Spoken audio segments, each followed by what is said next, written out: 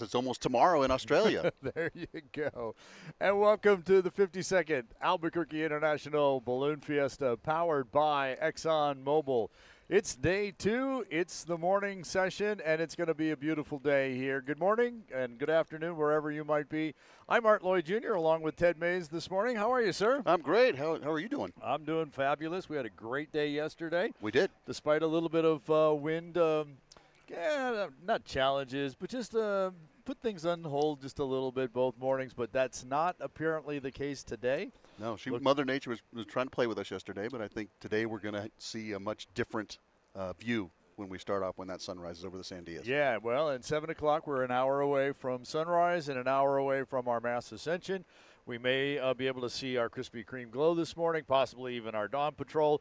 Pilot's briefing just getting underway out there on the pilot briefing tower, and so we'll check in with them when we get to the weather. In fact, there is the dawn patrol. There is a dawn patrol, yes. Scott Besley right there in the front balloon. And Iron Edge, so his company has, his sponsor company has a new name. Used to be Lighthouse Business, now they're Iron Edge. So you see Scott Vesley. The yellow one with the other colors is Greg Lindsay and Flying Oasis. It looks like, I'm not sure if that's Kurt or Tim with the stars. I believe that's Tim. So, and we'll get a different view and we'll get them up. Dawn Patrol show this morning actually sponsored by Route 66 Casino and RV Resort. So that's a great shot right there. That's going to show our people there on the field what we're going to see shortly. Very encouraging over the yesterday. And they're laid out in the normal pattern. Yes. Yeah. Typically what happens here at Balloon Fiesta Park is we get what we call a drainage wind. It kind of comes from the north to the south. It's just kind of like moving down slope is what's happening here. And so we lay out so that we fill, so that the wind helps inflate the balloons. Yesterday, we didn't have that. We had a wind out of the south, so all the balloons laid out the other way and actually flew out towards Rio Rancho, the northwest area. So everything's looking like we usually have here in October at the Balloon Fiesta. Indeed. So that loud blast of the radio that you may have heard through there. I believe it was the Dawn Patrol. That's the Dawn Patrol. Yes. Yep. They're checking in on each other, and we heard that one of the balloons was cold packed and ready, meaning it's full of cold air. And they're ready to go hot, so you'll start to see some beautiful colors in this early twilight morning in Albuquerque. Once they're all cold packed, then they'll give the command and they'll all burn and light up and stand up together. So we'll just kind of be watching for that as we continue to monitor pilot's briefing. For those of you who've never been to Fiesta Field, that shot right there that you're looking at, the pilot's briefing tower is right to the right. So that's where all the pilots right now. Those lights, yep. Yeah, they're there and they're listening and getting instruction and being told how great of a job they did yesterday overcoming that little curveball Mother Nature threw at us. But it's always a good time in the morning out there. You get, again, see your friends that you haven't seen for 365 days. And today, different than yesterday, not as much wind. But, look, if you look us here on set, it's still not cold. I'm wearing just a polo. No jacket. You're in a jacket. I put a little heavier jacket on this morning. It's a little cool in our trailer last night, and so I kind of cooled off overnight, and I haven't warmed up yet this morning. So, yeah. That shot you were talking about, looking across the field from the east to the west, as you said, had the pilot tower in it, and you got to see right down the line of the balloons. We have that camera. We have the one that's out on the north end. The one you're looking at now is from the south end, so that's kind of what our view is, although the camera does a much better job of picking up the balloons than we can see. When I look out there, I can't see the balloons at all, and even barely when I shade the bright lights on the stage here, it's hard to see the balloons. But yeah, I believe they're about halfway down the field. They're almost in the middle of the field, so.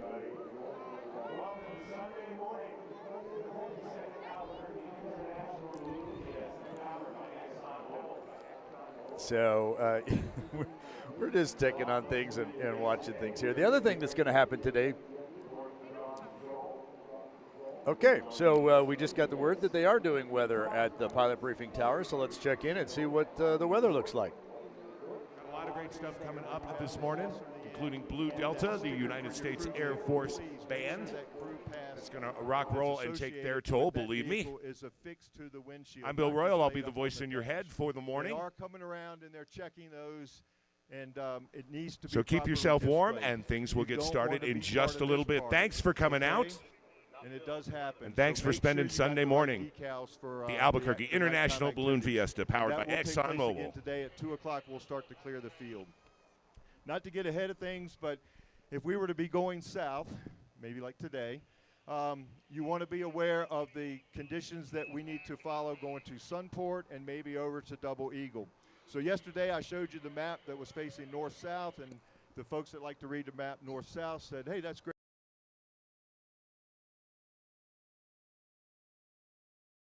So I can see which way I'm going. So today I'm going to present it this way.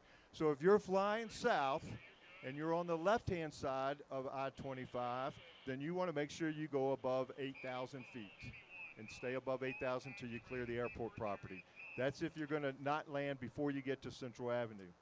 If you are on the right side of I-25 as you're flying south, then you need to get below that 6,000-foot MSL if you cannot land before the Central. And then So you that's can go Henry beyond Rosenbaum, our 8,000. balloon meister, and he's actually kind of reviewing the procedures for flying over the Albuquerque International Airport, which is basically directly south of us. Correct, and that typically tells us that there's not going to be a the famous Albuquerque box setting up. That they're preparing the pilots to either make a decision of doing a shorter flight and a little quick hop, maybe over Alameda, which is south of us, or over towards Montano. They really encourage you, though, to go more further south because there are lots of landing spaces on the other side of the airport, and the pilots know from the pilot video of exactly what they need to do. So basically, if you're flying south and you are, let's see, west of I-25, they want you to be below 6,200 feet Right. MSL to stay out of the traffic of the inbound at Albuquerque International. And then if you're flying east of I-25 and south of I-40, you need to climb to over 8,000 feet MSL to clear the airport. Exactly. Over the top of the airport, underneath the traffic that's coming in Exactly. as planes are doing that. So that's what they're reviewing out there. I'm hearing a countdown coming from our dawn patrol, and there they light it all up as they all get ready to stand their balloons up. Yeah, now we see them pretty good.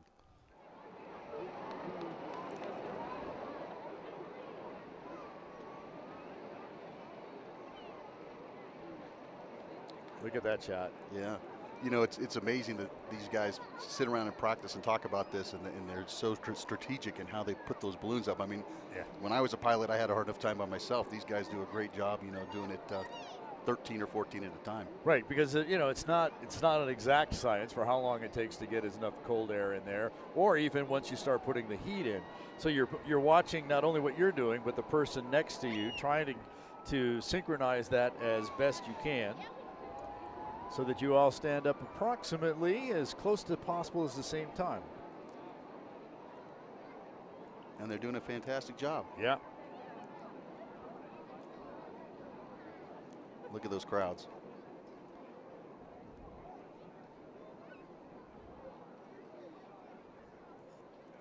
I believe everyone's buoyant now. They're all up. All and, standing. You'll see a little bit of a glow show here, and then they'll start launching those guys. And the pilots that are at pilot briefing will kind of use them as pie balls, and that's what we typically use when we go out to fly and kind of gauge the winds that are aloft. Sometimes called wind dummies. Yes, these guys are the wind dummies. they really kind of are. So while a lot of people say, well, yeah, they send Dawn Patrol up to check the winds to see if it's okay to fly. No, we already know what the winds are going to do up there. We've got the forecast. This kind of verifies it. But it's really more of a great show. And, of course, these guys love flying in the dark. They get their marker lights that we'll see hanging below as well. So it's a nice show. It's great fun. It gives us something to do before sunrise. It's a way to get balloons up. And so, other balloons, anytime a balloon is up, another balloon pilot's going to take a look and say, what are they doing? How fast are they going? What direction are they going? How high are they? You're always going to school on somebody else who's out there flying. And in some cases, it actually gives a pilot a little bit of comfort with their aeronautical decision making, and others, they're very comfortable with what's going on around them anyway. Yeah, kind of, as you said, verifies your decision. I'm thinking it's going to do this, and then you see it happen when someone else is up there. Yeah, there's an Allbird. The palm tree on the left, Greg Lindsay and his Flying Oasis. Next to that, Matthew Grote with Jester's Unwind. There's the shot with the orange pennants, Iron Edge, Scott Vesley.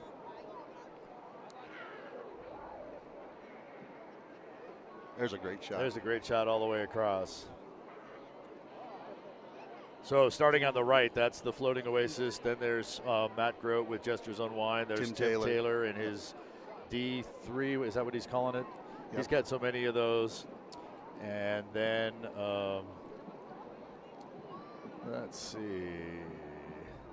That should be Chuck Schick, I think, is the next one. I know next to him is Dale Ruth. Dale Dewey Ruth. Dale, yeah. Right there, flickering. Flickering, yeah. And then next to the last full balloon on the left-hand side is Chuck Schick. That's Chuck. Yep, with Too Good Looking. And then kind of half on the screen that we see there, that's going to be Brian Carlson in Dreams Fulfilled. Yeah, I actually owe Brian something, so I got to hunt him down later on today. Oh. I got to pay the piper.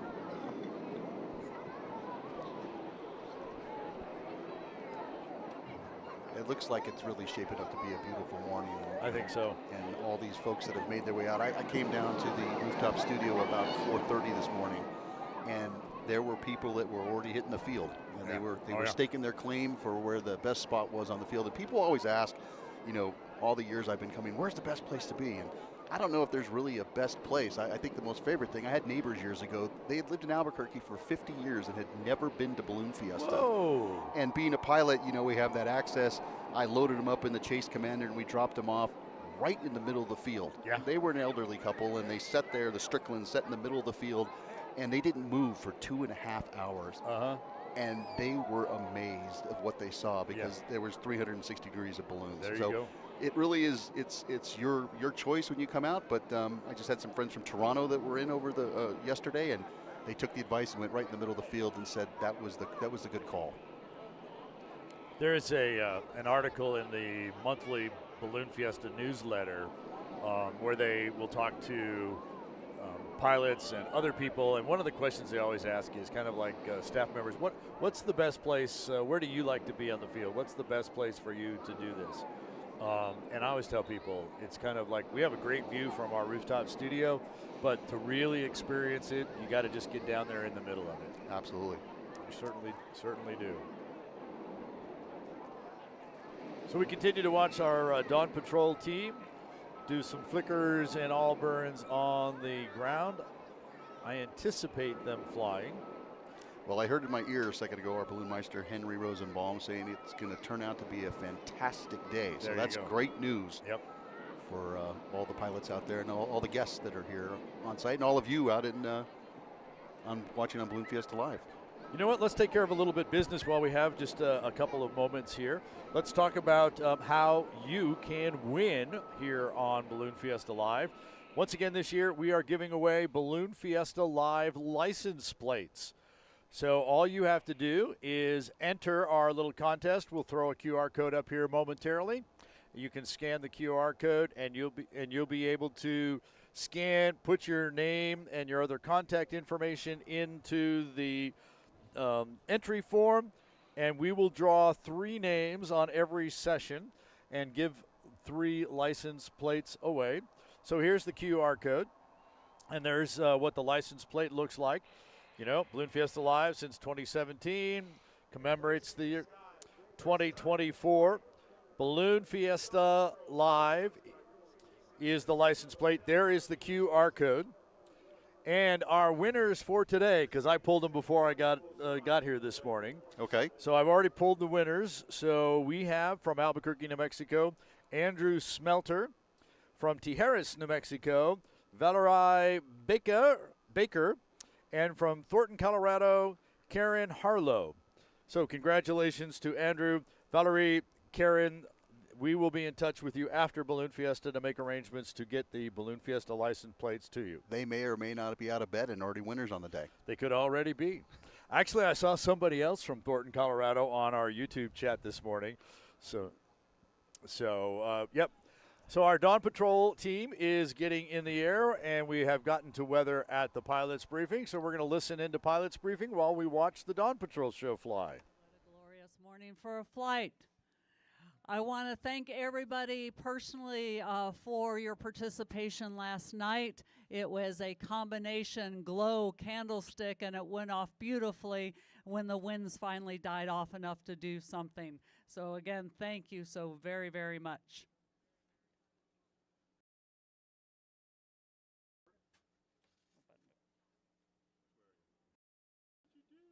I messed it up completely.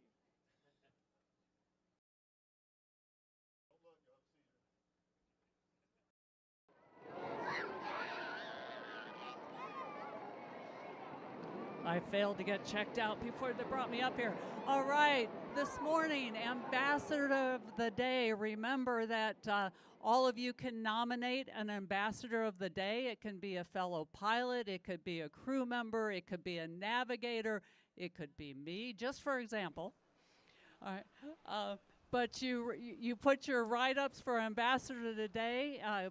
Take them to Okay, so the weather guy keeps walking up to the microphone over there, and we want to pick up the beginning of his conversation. So as soon as we do that, then somebody else decides to step up and say something. Yeah, they keep cutting in front of Brad. Yeah, they're just putting that off there. So they're doing a little talk about last night's balloon glow candlestick that we did. Oh, yeah, that was a lot of fun. Oh, it was great fun last night. Some great video last night. So it was all really nice last night. So they're kind of setting that stuff up and doing some other housekeeping. As you said, we already heard they talked about reminding folks about flying over the airport.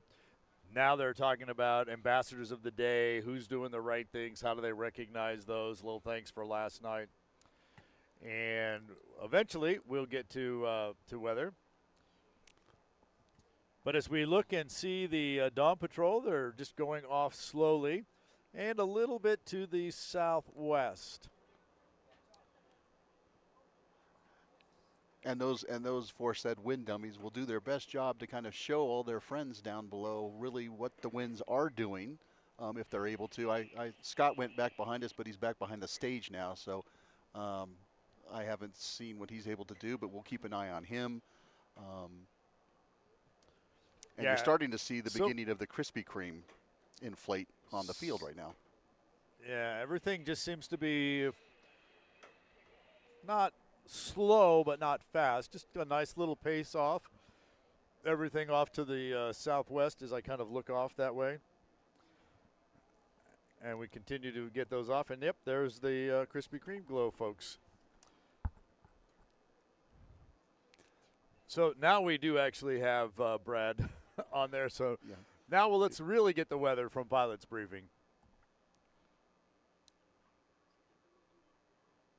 25, relative humidity 25%. Winds, like I mentioned, were calm. Visibility is unrestricted and clear. And the barometric pressure is 30.27 inches of mercury. And over at Double Eagle, the temperature was 48 degrees, so much cooler than we saw yesterday morning. Dew point of a whopping 16. Relative humidity of 27%. Wind was out of the northwest, so 320 at 9 knots, and the barometric pressure is on the rise at 30.29 inches of mercury. Those observations are going to be kind of important because, as you can see with the Dawn Patrol pilots, you're going to be headed that direction today.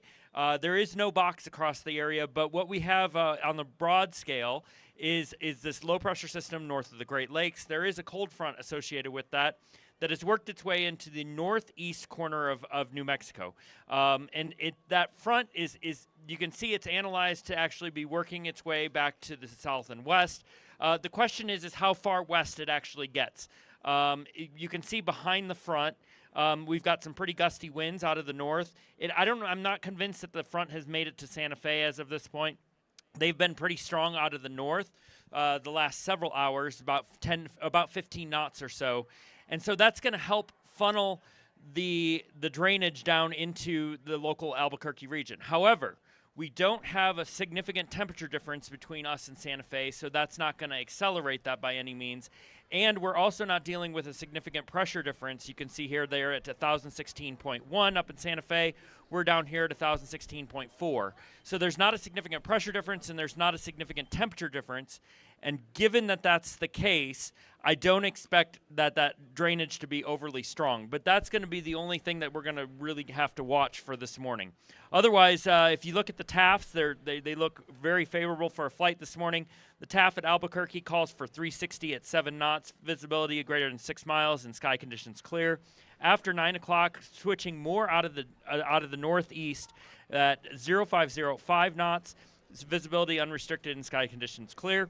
Over at Double Eagle, they have 330 at 6 knots right now, forecast visibility unrestricted and sky clear. And then after 9 o'clock, coming out of the north at 8 knots, visibility unrestricted and sky condition clear.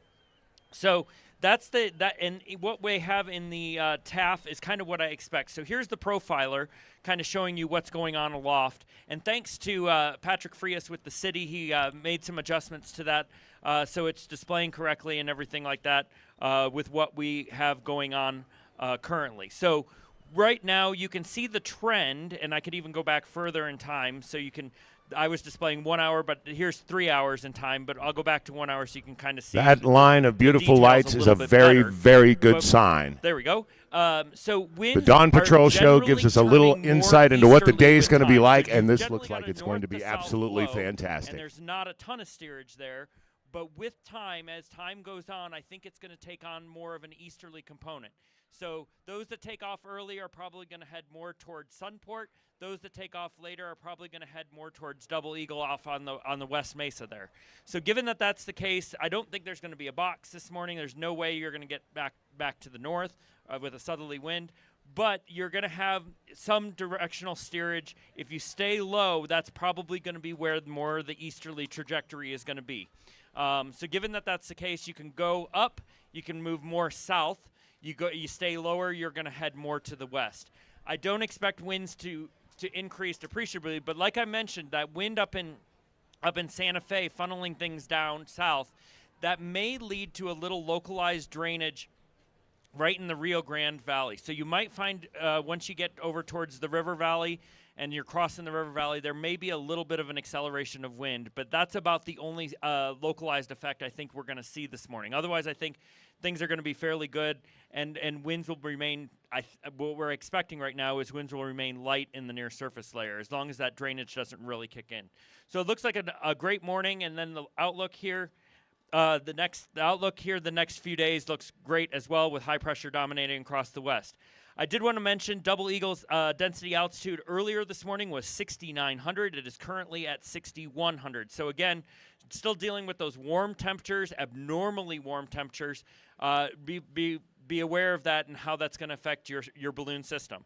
Okay, with that, I have Marshall and Cassidy helping out with the pieball release here this morning with the memorial ribbon attached.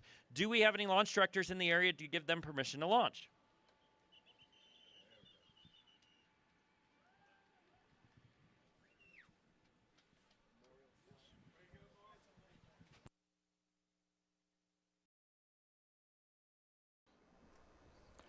So we heard the weather from Brad Tiemeyer, and they're launching off the pieball balloon. We've actually seen it with the Dawn Patrol show, so it's going to be a fabulous morning for flying. Absolutely. Unfortunately, didn't anticipate a box forming, but hey, we're going to get some balloons in the air, a lot more than yesterday, and it'll be a fabulous day. The sun is just starting to come back from behind the majestic Sandia Mountains, and you're seeing the Krispy Kreme team getting ready to go there.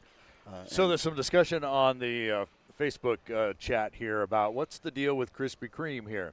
Well, there's a lot of little pieces to this here is what's going on. And remember that there were 13 balloons at the first Balloon Fiesta in 1972. 13 is a baker's dozen. Krispy Kreme, the famous donut maker, sponsors this morning glow. So you tie all that together, and we set up about 13 balloons out there, and we call it the Krispy Kreme Glow. Yes, and actually I was one of the original Krispy Kreme pilots when were they you? started. Yes. Yeah, and it's a lot of fun doing that. A lot of my friends were kind of well, don't you like flying amongst all those friends? And I'm like, yeah, I do, but you get some great shots because you're off the field first, right after dawn patrol, and while all your friends are launching, you're driving back in the field, so you're already at your tailgate before your friends even leave the field. Yeah, it was a few years ago I kind of figured out, okay, so you get dawn patrol and they're up and out, but sometimes they have to wait. We're waiting for the sunrise. The Krispy Kreme guys get stood up, and they get a lot of photos, a lot of coverage about being, and then you're right, they're the first ones off the field. And so they're up and out, not quite as much traffic out there in the sky, all that other stuff. So, yeah. Well, and you have to really manage your fuel because, you're sitting there sometimes for about 30 to 45 minutes before. Yep. So some of these guys will have an external tank that they have to actually strap in and then switch out. Unfortunately, I used to fly Fireflies, and there were really no external tanks. So you had to really manage your fuel and watch what you were doing, or you had a really short flight out of Fiesta Field. Right. And it sounds to me in our ears that the flag is green and the crowd is cheering. So we will have balloons today. Well, we already do. We already have a lot of balloons today. Yeah, there they are. Yes. Doing an all burn in the sky. And there are those lights you were speaking of. The marker lights. The marker lights. Those that you must fly with those because now you are an aircraft flying and you have to be identified because these balloons do not have transponders in them. So although and like that shot, yep. You can't see. I mean, you'd think with this big flame, well, yeah, when you're burning, you're very visible. But when you're not burning, which is most of the time, that's what you look like in the sky. So without those marker lights, And remember, you're only going 7 to 9 knots where you could have a plane going several hundred miles an hour, yes. Exactly. So, yep. Okay, we're getting today we also talked about, there's a couple things going on today with our mass ascension. It's kind of our Memorial Day as well, so we pilots and everyone remembers all of those folks that we have lost over the last year, and the pilots have kind of white banner streamer type of things that they would write the names of those folks on there as well. But on the happier side of things, it's also our remote control day. One of our 4 days where we'll have our remote controls or our Fiestas de los Globitos. I'm glad you said that. Yeah, I know. That one always just trips up my tongue there a little bit. So. Right. But and there's actually a special bond between who sponsors that and myself actually. So we happen to have the mayor of the city of Las Vegas, New Mexico. I always have to say that because everyone thinks Las Vegas, Nevada. But the city of Las Vegas, Mayor David Romero is here. Good morning, sir. Good morning, Ted. Good morning, Art. How are you guys doing this morning? It's great. We're great. How are you? Good, good. A beautiful morning. After yesterday, and we didn't have the mass ascension, so we're hoping. I heard you say that we have the green light, so exciting today. We've got the green flag and everything. Now, this is the second or third year that the city of Las Vegas has sponsored our Globitos. Why do you guys do that? This is actually the third year that we've been a sponsor of Balloon Fiesta. After our first year with Globitos, it was just amazing, all the appreciation that we got from all the pilots within, the Globitos, all the pilots that they had. So we decided to, have another run at it, sponsor them. It's an amazing experience to be a part of Balloon Fiesta, to be a sponsor here within, every year that we've been here. We've had some great success in marketing our community. We've had some people go and visit us, and that was our goal. And every year we seem to get more and more visitors because of Balloon Fiesta. So tell us about the city of Las Vegas. Why would we come visit you? Not that, I know why, but you tell our audience why we should come. Well, first of all, I know, like, as you mentioned, right, we have to make sure we say Las Vegas, New Mexico. We always get confused, beyond New Mexico. With that other place. Yeah, well, we call ourselves the original Las Vegas, founded in 1835. Las Vegas, Nevada was in 1905. So, we call ourselves the original Las Vegas. There's so much that we have. I think we're a hidden gem within New Mexico. We have 900 historic buildings, Montezuma Castle. I don't know if you guys have ever, been in the area, seen it. Well, actually, I have a personal connection to Las Vegas. That's where my family is from. Oh, We're okay. actually from Mesa, New Mexico, which is out towards Trementina. Yeah. And my grandparents had a home right there on 6th Street in Las Vegas, one of those big historic homes you were talking about. So as a child, I'm very familiar with Las Vegas, and I really love that place. Well, then you understand the beauty that we, that we hold there in Las Vegas.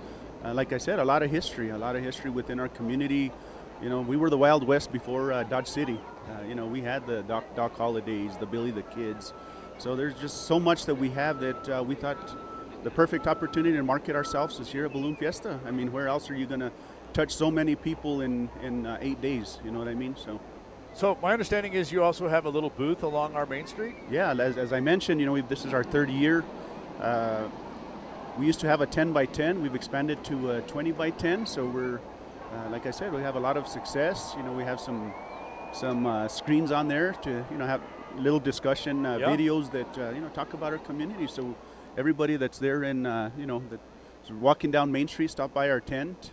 We have some official city pins that I'll give you here right before I leave. Thank you. You know, so, you know, it's just amazing the way you know, I've been watching your interviews, and it's a family. You know, once you start here, it's a family. You know, there's just so much going on. You build a connection with, you know, everybody that's involved here. So many volunteers. Yeah. Well, I have a funny true story about family.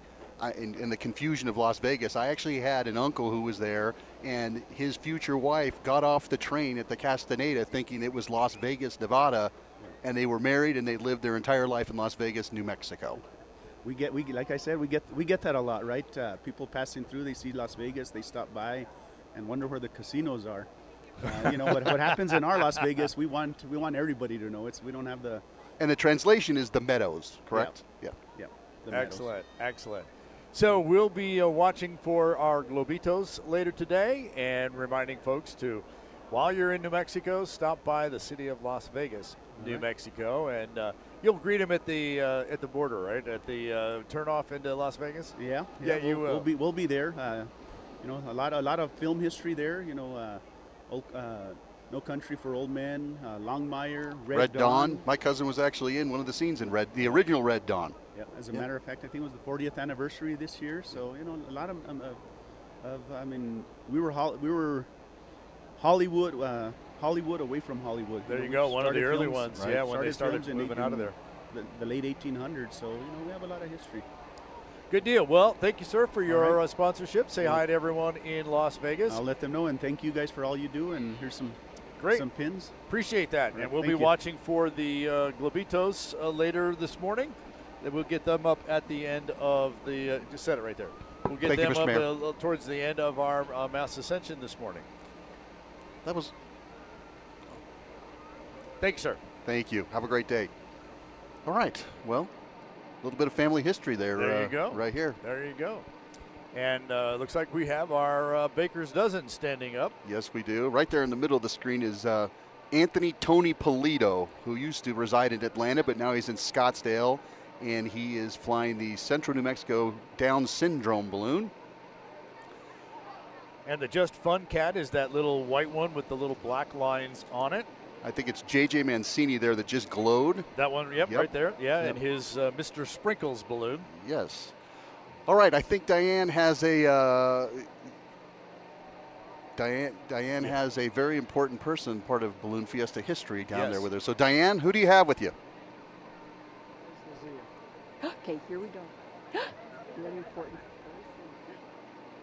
A very important person. I have with me Tom McConnell. He's been a board member since 1979, a very good year, and a past president of the board, and he knows it's been here at Fiesta 6 different sites. And my favorite story is telling me that your first flight was free. Tell me that, Tom. Well, we often say when people ask us about this ballooning business, how much does that cost? And so, well, the first flight is free. The second one costs just $25,000. Because you buy a balloon. Because you fall in love with it and you buy a balloon. He's here with his lovely granddaughter, Chrissy. Thank you so much. One of 3 granddaughters, and they always sport this wonderful Zia sweater because he used to fly the Zia balloon, but also now his son is flying the balloon. But I was going to ask, the 6 sites we had here at Balloon Fiesta in Albuquerque, tell me, over 44 years, how have things changed? And this is actually, Tom, a serious question. Things have changed because we have learned all the things that work and we have learned all the things we hope that do not work. And so the Balloon Fiesta has gotten larger, more and more complicated.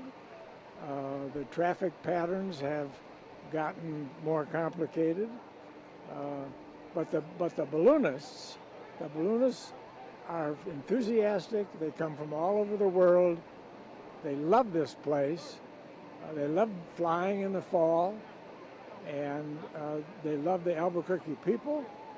And for the most part, the Albuquerque people love these balloonists. And the change has been from a dusty kind of field that we're flying out of, to this gorgeous, 350-some acre grass-filled playground for all of us, not just for balloonists and crew, but for all of, really, the world.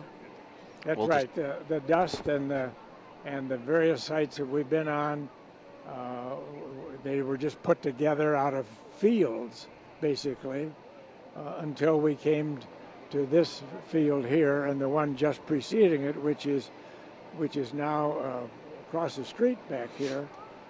It's now one of the places where they park the RVs, etc. But so the 350 acres, it's actually more than that because of the various tents that people set up, and a lot of people don't even come on the field. They just take their car and park it out there and watch the balloons fly.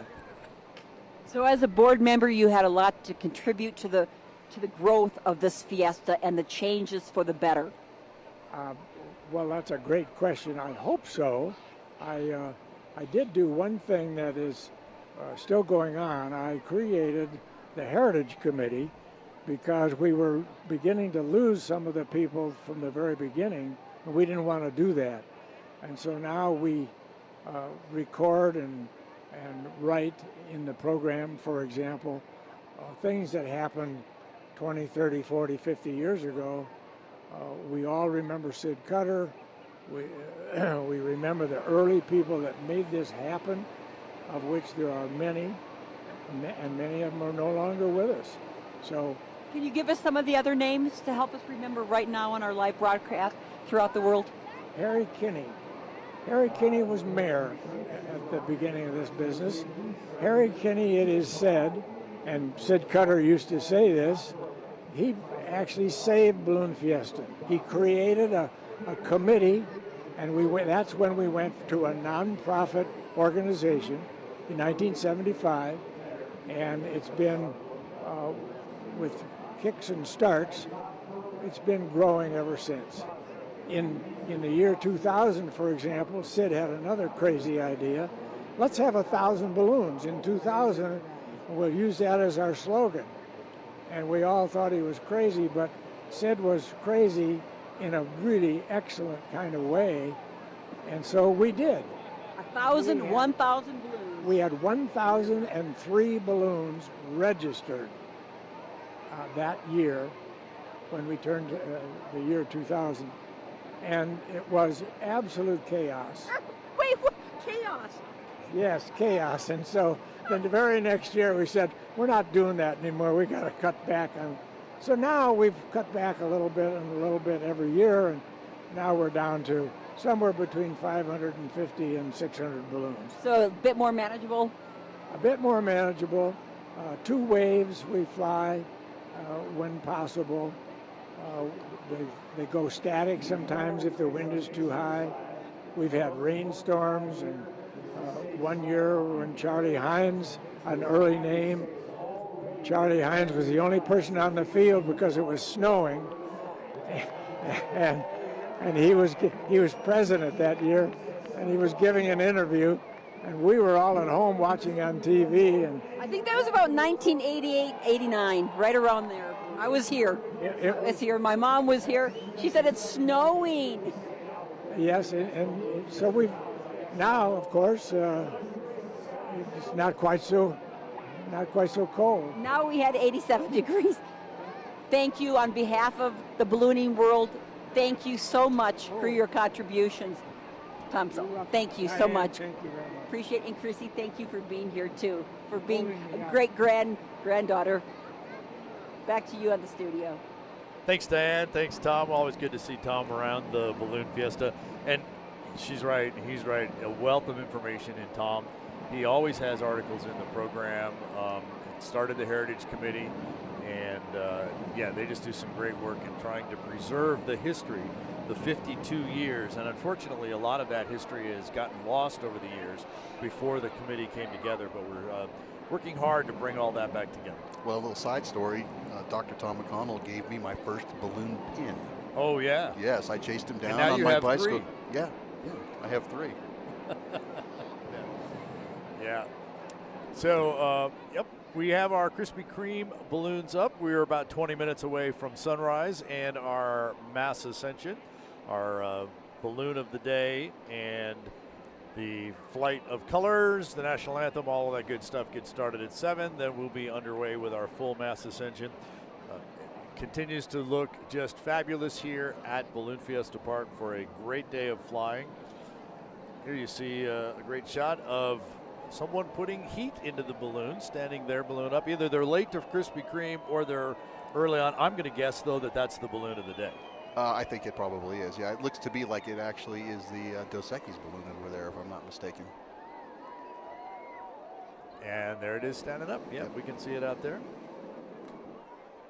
And I think that's, let me just double check. Because they put all these different people flying it. Yeah, it is Damian Kirsten. That is Damian right there. Yeah. Yeah, now, then we see the shot of him. So. Hey, we have our watch party again. They're all engaged up there in Michigan. Chad Segal and the folks at River Tree Church are watching again. So have another breakfast burrito for us up there in Michigan. Yeah, they sent me some great pictures yesterday afternoon of all of them watching, and the kids were coloring balloon pictures while they were watching. Great. They actually have New Mexico Pinion coffee there, and they showed me some 505 Hatch chili that they have out there. So they have definitely brought New Mexico to Michigan, and we appreciate them watching. Well, maybe we should put a challenge out there. Maybe they're the trendsetters. Maybe we can get watch party, Balloon Fiesta Live watch parties throughout the country. So if you guys are doing that out there, please let us know. And we'd love pictures and tag us on either Facebook and or YouTube. Absolutely, yeah. Do let us know. Love to encourage the watch parties. The only problem with the watch party is you get one view for the 30 or 40 people that you have there, but that's okay. We'd rather have you watch than get all those views. Which, by the way, we had like 13,000 people watch yesterday morning's show just on YouTube. That's we incredible. had nearly 75 people or so listening on our audio feed. Last night I checked, our audio feed has been checked into by 12 different countries. And we were pushing 200,000 impressions on Facebook yesterday morning. So Balloon Fiesta Live over the years has as many people watching it as show up on the field, which is pretty incredible. It is incredible. And then what's even better, at the end of 9 days, the field goes back to a city park, the balloons are gone, and you can't come to Balloon Fiesta Park and see balloons. But you can go online and continue to watch Balloon Fiesta Live. Year-round. And I hear regularly from folks who say, oh, yeah, we put Balloon Fiesta Live on. My kids love watching it, or I love watching it. And I was talking to a pilot after like the first or second year, and he says, I just have it on while I'm working. So, yeah. I mean, when you think about it, there's about 40 hours of Balloon Fiesta Live for every year. So that means you could go 2 months of watching it while you're working. There's your 40-hour work week, 2 months worth. Hey, then you can start over again. I don't know how many supervisors out there would encourage you to be watching Balloon Fiesta Live when you're working, but, depending on what your job is. That is true. You could be, yeah. There's a great shot of Dos Equis. This is another, our cameras do such a great job. It is not that light out here yet. No. In fact, from our view, it's still dark on that side, but those cameras are incredible. Yeah. That shot right from our Main Street stage camera, looking right down on the Dos Equis balloon. Favorite balloon and kind of brainchild of Scott Appleman, who we mentioned yesterday, had started Rainbow Riders out of his garage a number of years ago, grew it into the largest hot air balloon ride company in the world, I think, at least if not in the U.S. There's an awesome shot. Yeah, and in addition to growing the Rainbow Riders company, He also was on the board of directors not only for Balloon Fiesta, but also for the Balloon Federation of America. Very involved in the sport of ballooning, the relations with different organizations and companies, with the Federal Aviation Administration. Just a pillar in the sport of ballooning. Unfortunately, passed away unexpectedly in August, leaving kind of a big hole in the ballooning community. And on this Sunday, kind of day of remembrance here at Balloon Fiesta, many of our pilots will be adding Scott's name to their banner that they'll be flying off their balloons as well. One of the smart things about Scott, though, is that as his company continued to grow and get bigger, he built a management and a leadership team within his company. So there were people who were in charge of the balloon rallies that he put on. There were people in charge of the sponsorship rides that they did, of the ride business. So he has this great leadership team. So the entire organization will definitely live on and move forward with Scott's vision of how all that should be coming together. Absolutely. He will definitely be missed, but he left a footprint and a legacy in the hot air ballooning community that will continue to live on. So, we think about him, but we also think about what he put together for us and what we can look forward to in the future. And we thank him for it. Absolutely. So this is our Krispy Kreme glow. Again, our Baker's Dozen. Kind of a morning glow, kind of fills the little gap between the Dawn Patrol flight and our mass ascension. So we've mentioned just Fun Cat there, and JJ Sprinkles in the middle with JJ Mancini with Mr. Sprinkles. And then that was Rod Baca with the Farmer's Balloon. There's Eric Greenwood with his Enchanted.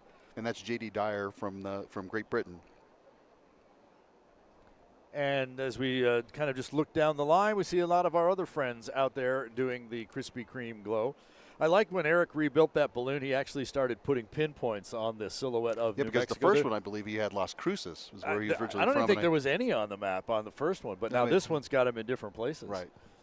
So, moving over to the right, we talked with Keith Catch yesterday. Diane did down on the field. That's the kind of stair-step multicolor one. And then off to the far right, Sean Spiker, who's carrying the Krispy Kreme banner for us.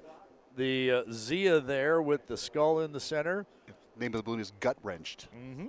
And here we have a married couple, believe it or not. Yep. You have Lori Van Sant and Kurt Van Sant in Enchanted Diamonds, and I can't remember the name of her balloon. Black Magic Woman. Black Magic Woman, yes. Yep. And then Jody Browning is the one glowing right there, the mostly yellow one on top. And one of the new additions to Krispy Kreme is Mark Meyer. Mark Meyer, he's a pretty impressive aeronaut. He is a FAA licensed transport pilot, and he's been flying. He graduated from the Army Flight School in 1989 as a warrant officer helicopter pilot, and he has a commercial license. I believe he has over 9,000 hours in an aircraft and something like 1,000 in a balloon.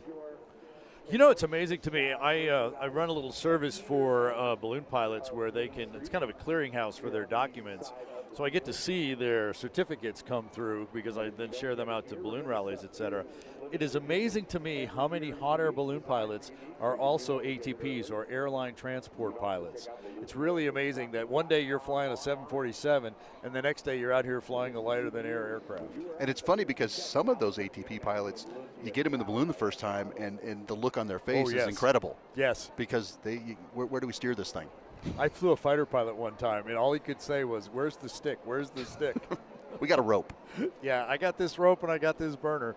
I go up, I go down, and we'll get you there. I depend on the winds to get me somewhere. So, I have another friend that's a helicopter pilot, and I'll send him tracks of my flights, and I'll show him. Oh no, yeah, I got over here and I landed on the road, and of course he does not understand that. He certainly knows how to fly his helicopter and navigate and get there, but he just haven't been able to quite explain to him yet. Of course, he's in California and I'm here, how we can maneuver balloons. And while we can't just say, I'm going to go there, there has to be planning involved with the weather and the winds, et cetera. There was a close-up shot of Sean. Yeah. And you mentioned Tony Polito with the Rio Grande Down syndrome balloon before. And Luke Sesnick has the POW MIA balloon. you were talking about planning when you're flying. You know, when I was taught to fly, you always want to be thinking ahead. You know, it's not flying a balloon is not like driving a car. You really have to have contingencies and be thinking what's going to happen, you know, 10, 20, 30 seconds ahead of me. And then obviously watching the balloons around you is very helpful. It's more difficult to fly alone when you're out there on the West Mesa because you're just seeing the wind doing what it's localized there. But, you know, when you can see your best friends flying around, it really helps out. I remember one year I was flying over in between Edith and 4th Street and the river. And it's a very congested area. And I watched a pilot, he's not here this year, but Stuart Inlow, maneuver down into the little small park on 2nd Street. And because of what he did, I was able to replicate that and stick us right down into that park. And one of my passengers, who was really not keen of heights, I told her, don't worry, we're going to go on this flight. We're not going to go real high. And oh, poor Beth Trenner was just trembling up there in the sky. But we got her down, her and her mom, and we had one of the best flights ever. My son actually texted me last night from back home, and he said, hey, Dad, you should tell him what was one of your most incredible flights out of Fiesta Field. And I'll be honest with you, when you fly with all these balloons, they're all incredible. Yes. And you're right. It's kind of nice to say, yeah, okay, I think I can get if they can get there, now I know how to get there. Yep. It's always great fun. Well, and we've talked already this week about how much of a community and a family all of ballooning is. And so it's always good to get together afterwards, too. While we were up in the sky, and then you do some hanger flying while you're out there tailgating. Yeah, well, did you see this? Did you see that? How did this happen? Or how did you get there? I couldn't find the direction to get there. Well, that's funny. A lot of times because, you know, when it's light and variable out there, the wind could be there 1 second, then gone the next. And it's not around anymore. So you have to be very reactive as to what you're doing. And that's the thinking, forethought and thinking ahead of time. You know, the other thing as a pilot, when you take off, and they train you this, once you get into the air, you want to find 3 landing spots immediately that you're in the air. Part of that planning. Yes, that pre-planning and decision making. So you want to be able to find 3 safe landing spots. So that's something these pilots will do, especially when you're flying with, again, 500 of your best friends out there. Absolutely. We were talking about the winds changing, things like that. We were talking after the Candlestick Glow last night with Brad Tiemeyer, our chief meteorologist here at Balloon Fiesta, talking with him, and the phrase he likes to use is, the conditions change just so darn fast here in Albuquerque. That's right. And they absolutely can. And then there's other days when it just kind of sets up, and that's the way it is. And that's what you learn to fly. There's Tony Polito again in the Rio Grande Down Syndrome balloon. You know, he had a story he told me about flying with Sid Cutter, who signed him off on his private ticket back in the day. And I guess he flew so well that after they landed, Sid encouraged him to get his commercial license, and he had so many hours, and Sid signed him off on that. And before long, he was flying for Sid at World Balloon and flying rides, and had quite the history with the Cutter family here. But a lot of people have, and as Dr. Tom said, you know, Sid was instrumental. Harry Kenny, the mayor. You know, these are all people that why we're here today. And again, this day of remembrance, the first Sunday of Balloon Fiesta every year, we take time to think about those people who really put us where we're at today. Look how stable our balloons are. Yeah, amazing, right? Yeah. Different from yesterday. Yeah, there's just, a lot of rocking and rolling going on yesterday as we had these little different wind gusts and things like that. And then it kept getting later. We started getting into thermals happening here, which is the updrafts of the winds. Seeing a little bit of balloons trying to get a jump on getting cold inflated. A lot of others have stretched the balloon out, and they're just kind of waiting. Again, you don't want to put the heat in too soon because you don't want to waste the fuel sitting on the ground. On a day like today, you're going to want that to have all the fuel you can when you get up in the sky, just because you could be doing a nice long flight. There's looking down the ride balloon row. Lots of passengers today. Yeah, in those very big balloons. And so I love this shot. I love when their balloons, the envelopes are all stretched out. Very little, if no air in them at all. You see the one, New Mexico one at the far end's got a little bit of air in it. But they'll all get started here shortly. We're seeing a little bit of drainage there, but it's going to turn out to be a fabulous day. And there's here's part of the process. So pilot is making sure that all the fuel stuff, all the equipment is there. You see it's already tied off. There's a strap coming down from the burner frame at the top that kind of goes down and off to the front of the truck. It's required that all balloonists have a tie-off when they inflate here at Balloon Fiesta Park. It basically just kind of keeps you from going airborne prematurely. Yes, again, this is a very safe event, and we don't want anything to go awry. And back in the day, though, when people used to fly out of, let's say, Seven Bars Airport, which is now where Cottonwood Mall exists, I remember as a kid watching people who didn't tie off chase their balloons down the runway. Look at all those people. Hey, a few of my friends are here. A few. Just a few. Where are the rest of you? You're all watching on Balloon Fiesta Live. And we are glad that you are watching on Balloon Fiesta Live. We're happy to bring this to you. And we hope that you will make a trip to Albuquerque and Balloon Fiesta some point in the future, whether it's later this week or next year or the year after. You can put it on your calendar right now. We are always the very first Saturday. We start the first Saturday in October every single year. And we go for 9 days. So just start marking it on your calendars. Morning, noon, and night. By the way, the 2025 Albuquerque International Balloon Fiesta calendar is already out and for sale. So you can pick up that 2025 calendar at balloonfiestastuff.com. balloonfiestastuff.com. You can get your calendar. You can get a program from this year if you don't happen to be here. And if you were to throw a few other things in your cart, like maybe some clothing, some T-shirts, one of our cool jackets, or we've got a plethora of hats this year as well. So you can go shopping. Again, it's at balloonfiestastuff.com. And we've got a special deal for our Balloon Fiesta Live viewers. If you scan that QR code that's on the screen right now, that will take you to balloonfiestastuff.com.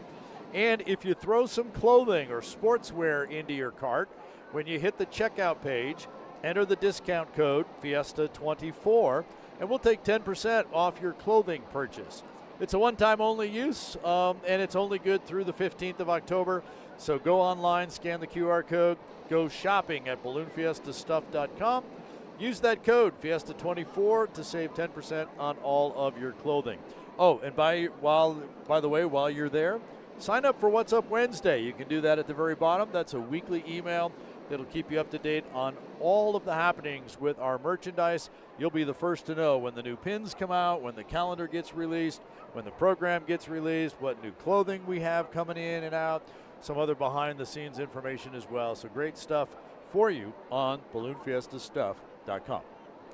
So you mean I get 10% off? All I got to do is scan that QR code. Scan the code, takes you to the store, and then put the code in when you get to the checkout cart. Got it. It's kind of like, you put the stuff in, all the regular prices are going to show up. And it's going to say you got this. But then you put the code in, it's going to take 10% off all the sportswear stuff. Awesome. That's how that works. Well, I'm monitoring over here on Facebook, and you better watch your hat because someone says that they love the hat and they want to know how they can get it off your head. Yeah. Well, we'll talk. We'll talk. Okay. The last time somebody wanted clothing I was wearing, it was on a PBS channel here, and I was wearing kind of a Hawaiian shirt. And somebody said they'd give me $20 for the shirt, and I said, make it 40 and you've got it. And the next day, my mother calls me from Arizona. Remember, this is in Albuquerque. She says, what are you doing selling your clothes on the air? It turned out her neighbors were in Albuquerque on their way home, turned on the TV, happened to see me. When they got home the next day, they said, we saw your son on the air, and he's selling his clothes. So, yeah. So. Well, it looks like we have the first wave of the mass ascension. First wave of wave one getting ready here, and we're going to get ready to get to our national anthem here in a second. This is a great sight. Awesome part of the morning. Yeah, we're 2 minutes away. So at this point, I think it's time to actually go ahead and toss it down that way. Yes, so why don't we go down to our PA announcer, Mr. Bill Royal, with our national anthem.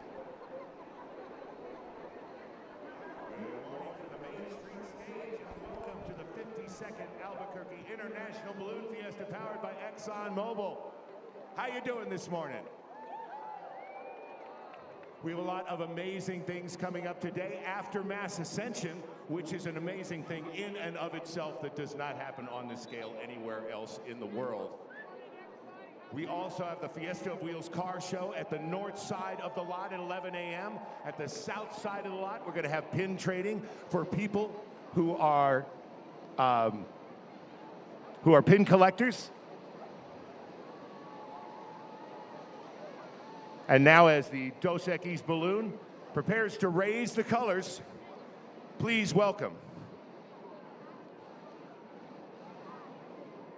in just a few seconds from now,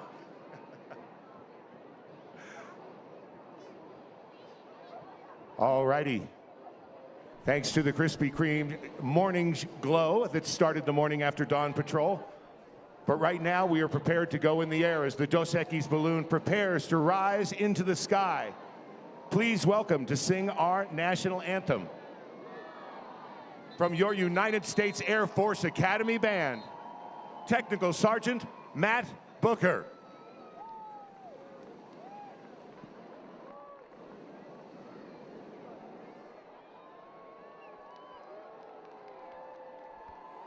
Oh, say, can you see by the dawn's early light what so proudly we hailed at the twilight's last gleaming, whose broad stripes and bright stars through the perilous fight o'er the ramparts we watched were so gallantly streaming, and the rocket's red glare, the bombs bursting in air, gave proof through the night that our flag was still there.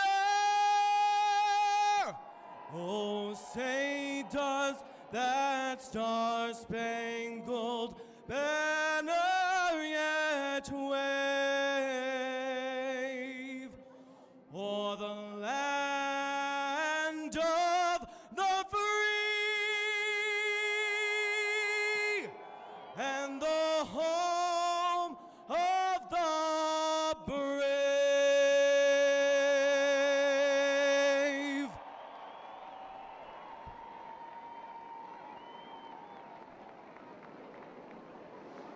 And we are officially underway for day 2, morning number 1 of the Albuquerque International Balloon Fiesta. It's number 52, powered by ExxonMobil. Art Lloyd Jr. and Ted Mays here on Balloon Fiesta Live as Damian Kirsten takes the Dos Equis balloon and the colors airborne to get us started.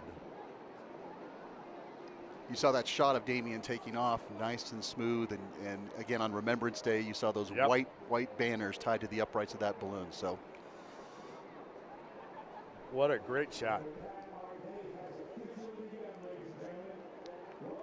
So the next order of business is the launch directors, or the zebras, will be moving along the Krispy Kreme row and launching the Krispy Kreme folks next as the balloons in front of us here start in the first wave in front of us here off of the rooftop studio. And our ride balloons that we saw all laid out earlier will be having their fans on. They'll be inflating. We'll actually kind of do this in 2 sections, starting with this group that we're seeing here, the ExxonMobil balloon, the Beautiful World. That's code red, the one with the red, white, and black and yellow. The Intel balloon is in the mix, as is Remax. You have Buzzard's Roost sitting up, Earl Buzzard right there between Intel. All of these along this row, they're going to be up right after Krispy Kreme, and we'll be starting in the middle. I see lots of air going into the Rainbow Riders balloons at midfield, so it's kind of like a double mass ascension, if you will. We work through the field, and we will be back on our normal 2-wave schedule. So we'll get about half the balloons off the first time, and then we'll go through and get the second half off. And no curveballs today, coming from the south to the north rather than the north to the south. A more typical generic pattern. You know, yesterday I started talking about the fact that the first one was in April in 1972. Then we moved to February for 1973 in the first World Championships. And then in 74, there was also in February, but it snowed on them those 2 years. I remember that. So they said, maybe we ought to look for a different time of the year to do this. So in 75, they said, let's move to October. And so they did, and ended up having a rally in February in 75 anyway, that continues to this day as the local balloon club's Friends and Lovers rally. So that's how we ended up in October. Typically a great time for flying, and we are going to witness that today. Balloons are already in the sky. Directly over our head is the Dos Equis balloon, but we're seeing all of those ride balloons we mentioned a few moments ago with Rainbow Riders, and you see the 96 balloon there. Yep, there's a wave. And a much different. That's from, is that Earl? Nope, Earl's right over here. Oh, Earl's over there. Yes. Who was that waving at us? I was trying to see his this banner one? number. Yeah. He was using his turning vent so we could see him, but then he stopped. And then he stopped. Yeah. Oh, that's Tom Steinbeck from Sunset Glow from Crestwood, Kentucky, that we saw waving at us a few moments ago. We can see they're letting the Krispy Kremes go. There we There's go. Eric Greenwood and Keith to catch. He's gonna catch a breeze here in a second. He is. Let's quickly check in with Diane, who's managed to snag a pilot for us this morning. Diane?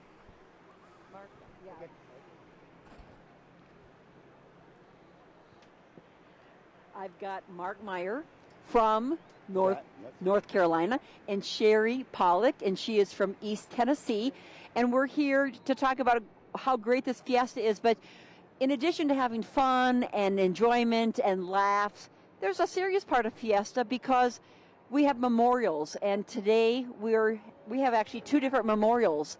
And if you can tell me, one is for the pilots and one is for the hurricane victims on the eastern part of the United States. So, Mark, tell me what is happening with all these memorials today. Well, every year at Fiesta, they do a memorial flight, and that's today.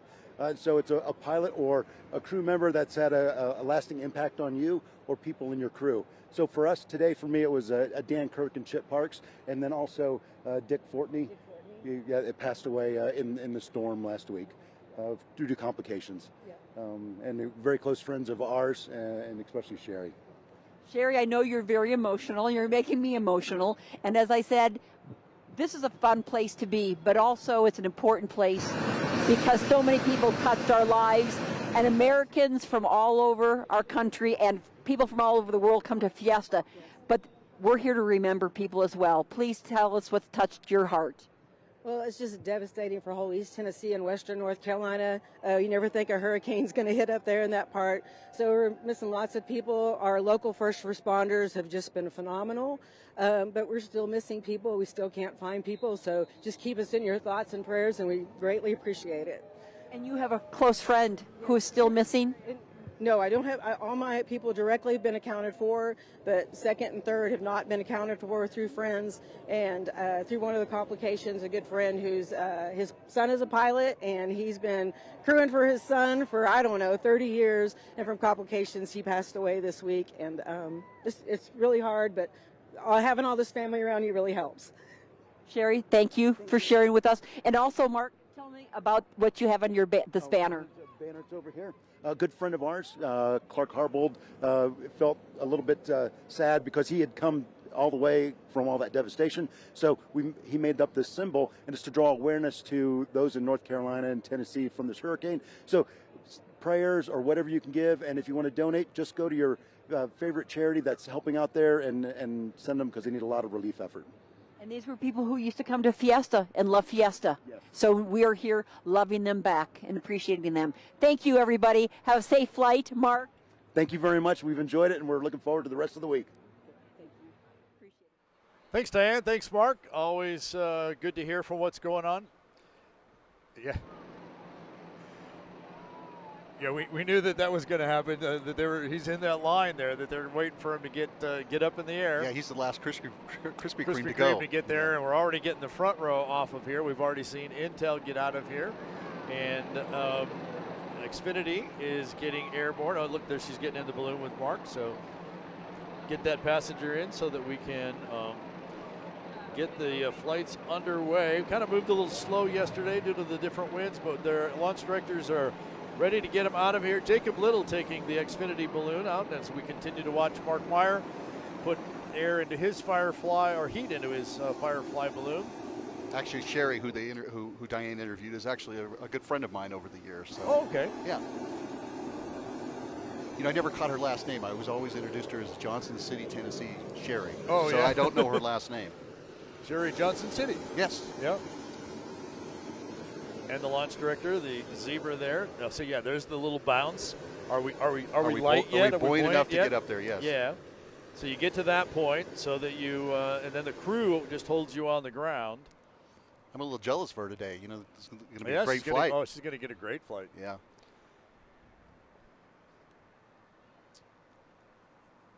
Last minute instructions. I'm going to walk you this way. I'm going to give you a whistle. I'm going to give you a thumbs up. Eyes on the zebra. Yep. And there they go. So there's that walk me this way. And at some point, yep, see there's the walk this way. I hear the whistle. There she is. And the thumbs up, and away he goes. Away they go, I guess. There's that great shot of that North Carolina strong banner on the side of the basket he was talking about. I believe we have 5 or 6 pilots from North Carolina, so I believe they're all flying that banner. We talked about that yesterday, so that's just part of that community that we just keep talking about.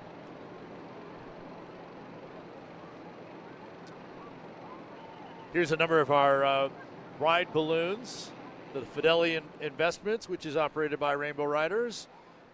And some of those are also carrying banners as well. So I see, can't tell what that banner is on the next one over. In the middle, the one that's kind of beige-ish is the Indian Pueblo Cultural Center balloon. That's the one with all the new enchantment on it. Yeah. I see the Visit Albuquerque balloon just barely make it out. If you kind of, there's 2 standing up with the nice yellow kind of eye, and then there's just a little peak of red there. I believe that was the Visit Albuquerque balloon. And there's a great view looking back to the south, and all the folks flying over us right now. And you can kind of see the difference in size between that Sundance balloon and then the red one with the design on it. That's Cottywample. We talked about that yesterday. That's the one that has the wheelchair accessible basket on it. Mike Heffern flies that. Right here off the south end, if we can pick up that shot, ExxonMobil. Tristan McLean, yes. Taking the ExxonMobil balloon out. ExxonMobil, the presenting sponsor for Balloon Fiesta. Next year, they'll be the title sponsor, and of course, almost since the beginning, ExxonMobil or one of their subsidiaries has sponsored or powered There's Balloon a great Fiesta shot. Live. There he is. Tipping his cowboy hat. Yeah, and look off to the right side of the balloon. There's those openings we've talked about, the turning vents that makes that balloon spin. And yeah, you can always tell his crew because they all wear cowboy hats. And here's Nick Abrams with who's going to be flying our balloon live camera. He's got our banner right on the side of his basket. He's got it there. Our camera is there, so he's getting ready. So he's going to be part of the second group to get out of here. So we talked to Nick and found out that Nick designed not only the design of the balloon, but also the design of his crew clothing. All the sportswear. Yeah. So there's the New Mexico State balloon in among all of the Rainbow Riders. Kind of just see the red and white. It's kind of like, it's almost like sneaking in there because it's a more regular size balloon at 90,000 cubic feet, surrounded by the 200 and some thousand cubic feet balloons. So, and there's the green side of the Visit Albuquerque balloon. Yes, one red side or green. Yeah, one side is green, one side is red. The official state question of New Mexico, red or green. Of course, New Mexicans don't answer either one of those. Their answer is Christmas. Yes. That means both. So we're going to have Christmas in October here in a minute in the air We in have Albuquerque. it. It's underway. It is underway. I hear that Diane has some equine friends down there on the field. So Diane.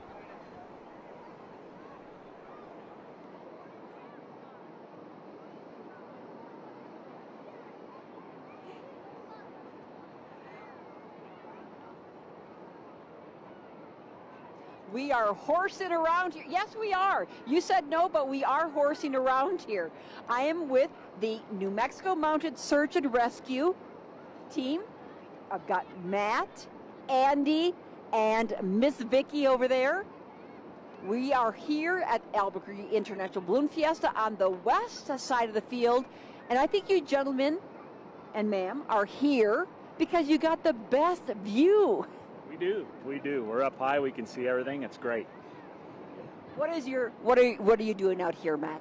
We're doing kind of what's called a presence patrol, just making sure everybody's having a good time. We're also, one of our tasks is reuniting lost children with their parents. So having the elevation advantage of being on a horse is great. So we're in communication with all the police and fire, and if we've got lost kids, we start looking for them. And how do you do that? Mounted? Correct. And there's actually a lot more lost adults here than kids. It's just adults won't admit it. So. Do you actually find the adults as well? We do, or they find us, so it works out. Yeah. What kind of experiences have you had here at the Fiesta? Oh, we've, well, our unit, this is actually our 40th year of doing patrol here, so we've seen it all. The vast majority of it is great outcomes and happy people and good reunited families, things like that. So very little incidences out here. It's always a great time. And what do you do for the state of New Mexico when you're not here at Fiesta? Well, we provide search and rescue services. So we are out in the woods. Literally out in the woods. You're literally out in the woods. Yeah, our horses do not spend much time in an environment like this. They're mostly in the woods looking for lost people, hikers, hunters, fishermen, etc. And we do some urban searches for dementia patients, walkaways, things like that. So basically we go anywhere in the state that we're called. Again, you've got the best view and you are nice and high. Before I go, please tell me what are the names of your horses since they are part of the show as well. This is Austin. He's 23 years old. This is his 12th year doing Fiesta. He is an American paint horse. That is Storm, and Storm is 25. He's a quarter horse. And the one on the end is Handsome, and that is a mule. And Handsome is 10, 12, how old is he? About 15. So. Matt, thank you so much. Andy, what would you like to add? You said Matt was the one talking, but you've got your chance now. Matt did a good job. We're just happy to helping out. What do you think of your view right there? It's pretty spectacular. We'll just sit here all day.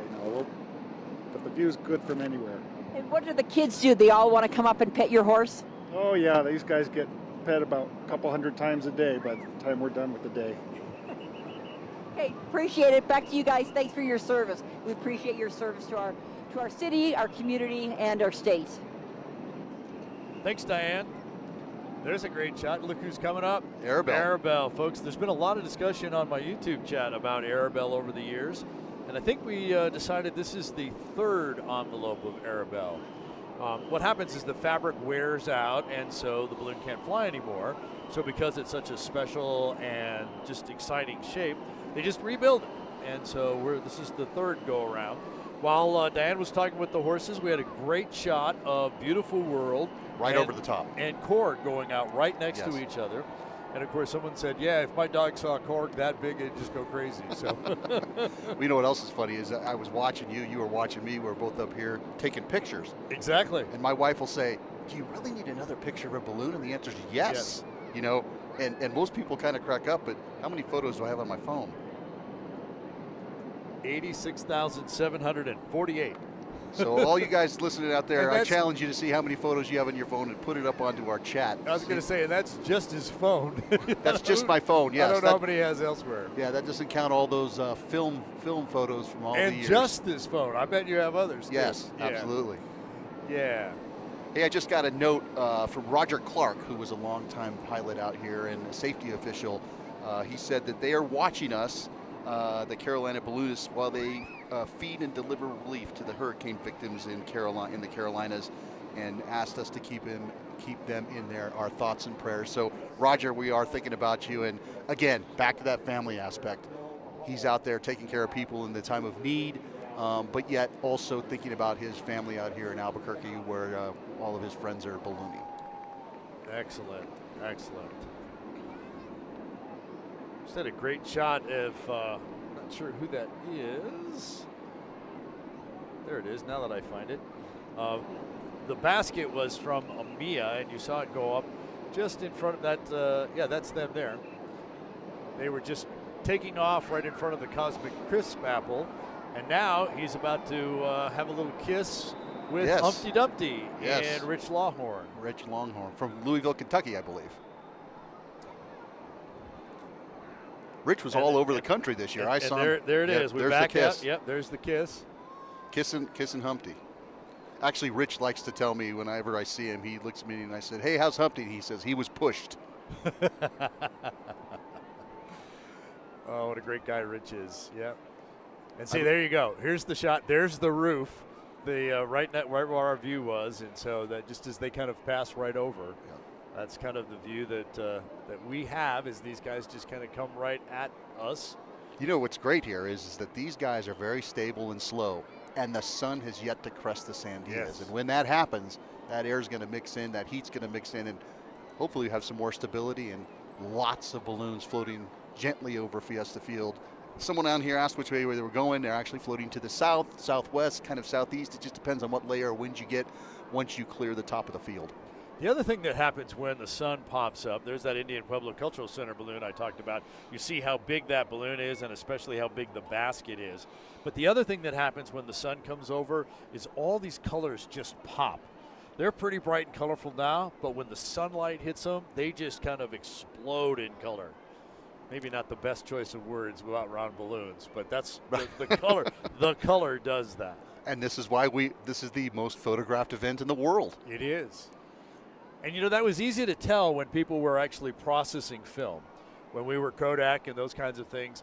And there was a way to actually kind of say, well, we processed this many photos of it and get a good guess. Now with the digital stuff, you know that has to have exploded because everybody's got a camera in their pocket or in their hand all the time. That number's got to be unfathomable. Yeah. To be honest with you. Yeah, the number of electrons inconvenienced by taking pictures. So let's see, Diane's still down on the field, and she's she's been all over the place just in the last day and a half. So Diane, who do you have for us out there now down on Fiesta Field?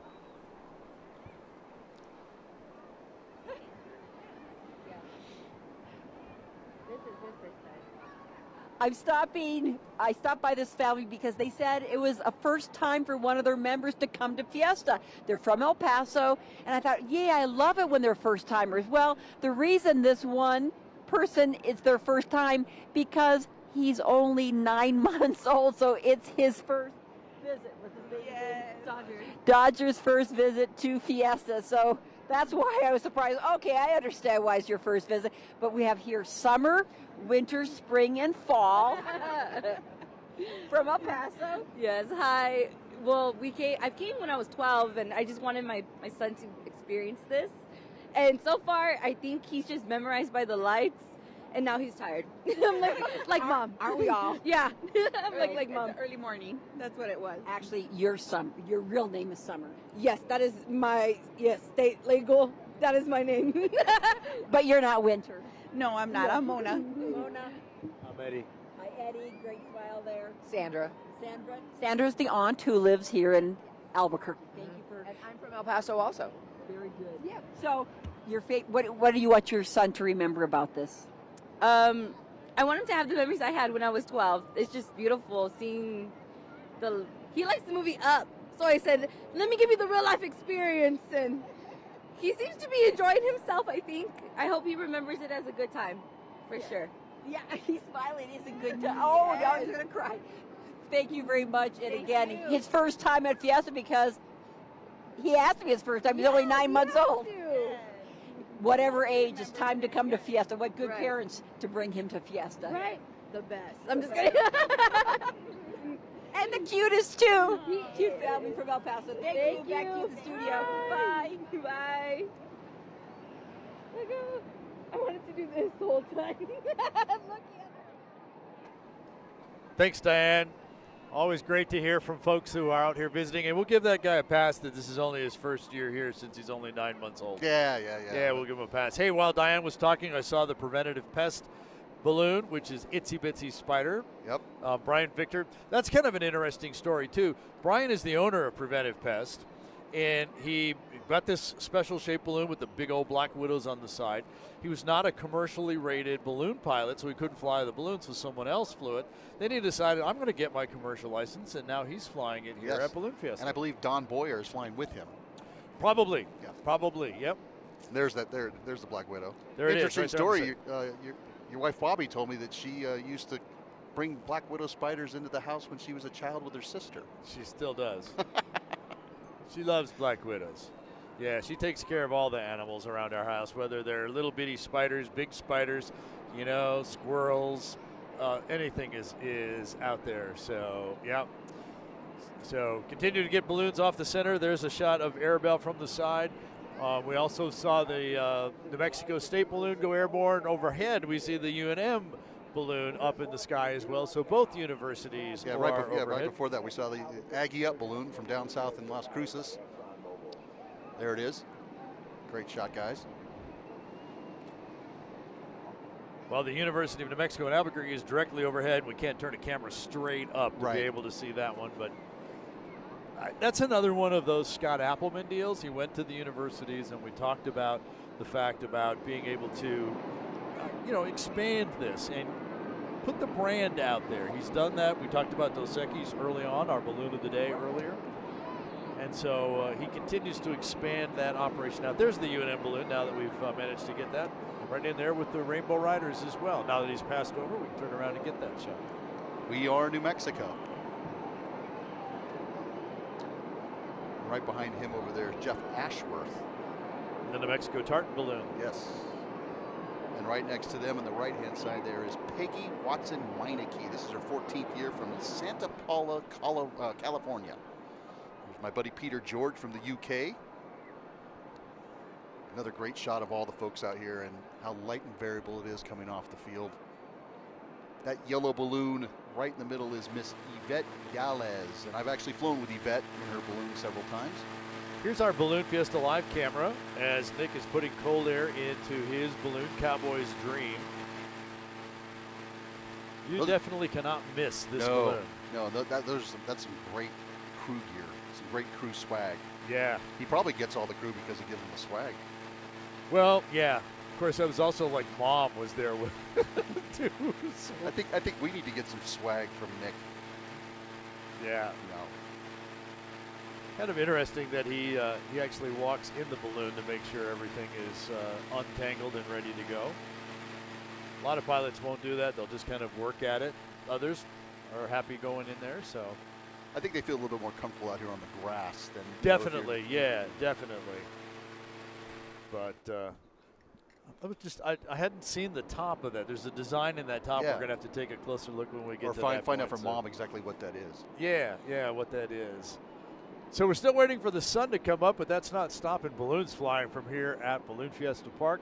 Still taking our ride balloons out of the middle. I've seen the second Blaser Swiss Loop balloon go off now from the south end of the field.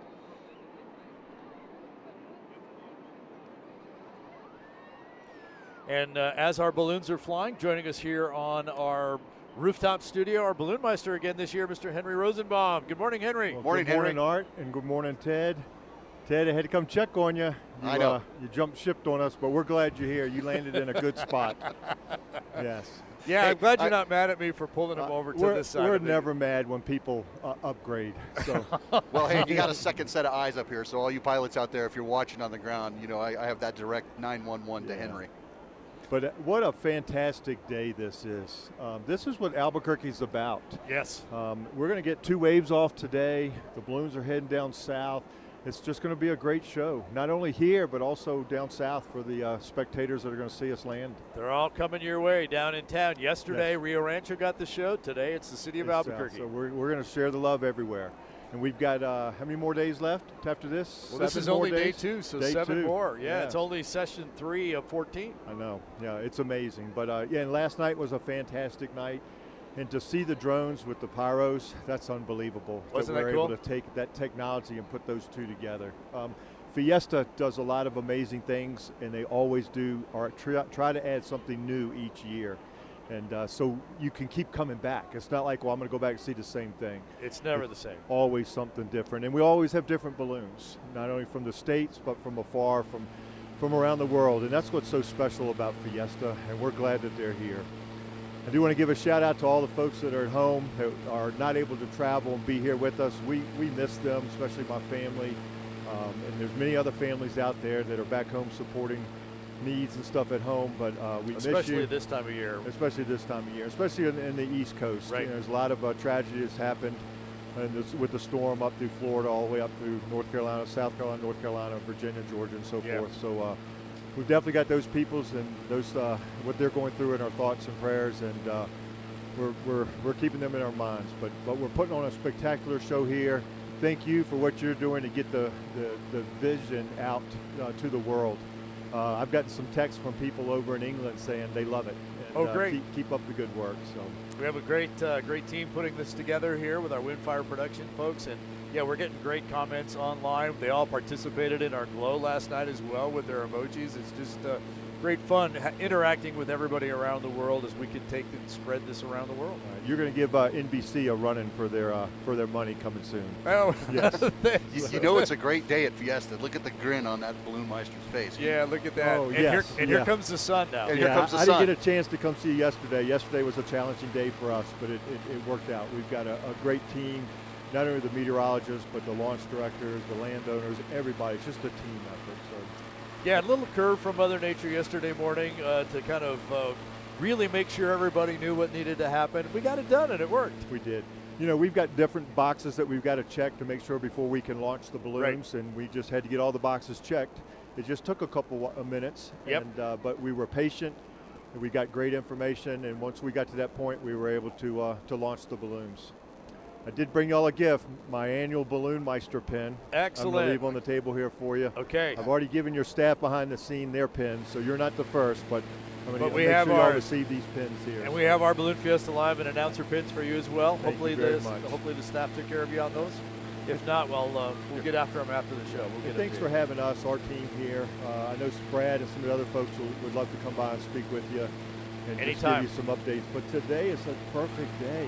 I mean, this is the Chamber of Commerce day that we all hope for. And as you're talking, we're actually inflating the balloon that's going to fly our Balloon Fiesta camera this morning. Oh, that's spectacular. Yeah, so we'll get shots of the field. It's going to be perfect because they're going to be basically at the beginning of the second wave here. There's Nick right there going hot, actually. Going hot there. Well, again, if you need anything from us, you know how to reach us. We do. We'll for be your back and forth cooperation throughout the week. So thank you again for what y'all are doing. We'll talk to you every morning. Thank you and your staff for cooperating and keeping everything safe here. Thanks, Henry. Henry Rosenbaum, the Balloon Meister here once again at the Albuquerque International Balloon Fiesta. And Nick is now hot with his Cowboy Dreams balloon. We saw him put the heat in, stand the balloon up. We should be getting some great shots from let's this mass see. ascension. So that's a heart. It's a heart in the top of the balloon. When balloons stand up, you always see the side of the balloon, of course, and you don't really see the top unless you can look up, or if you see it when it's laying down. And so having the camera there, being and he's able got to see that same graphic there on his upright covers. Well, it is a Cowboy's dream. Yes. So yeah. Yes. Yeah. So before he gets off, I think they said Diane has got someone to chat with. Diane, take it away.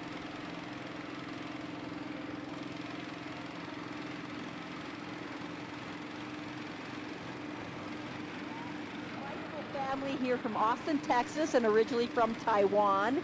I call them, their name is the Chen family. I call them the laughing family because I walk by.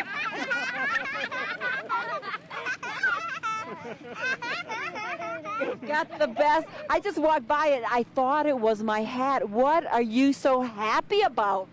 I'm very excited to get here. It's actually my second time here. I see lots of balloons, yeah.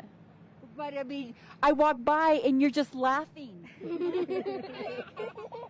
So I had to stop by and see the Chen family.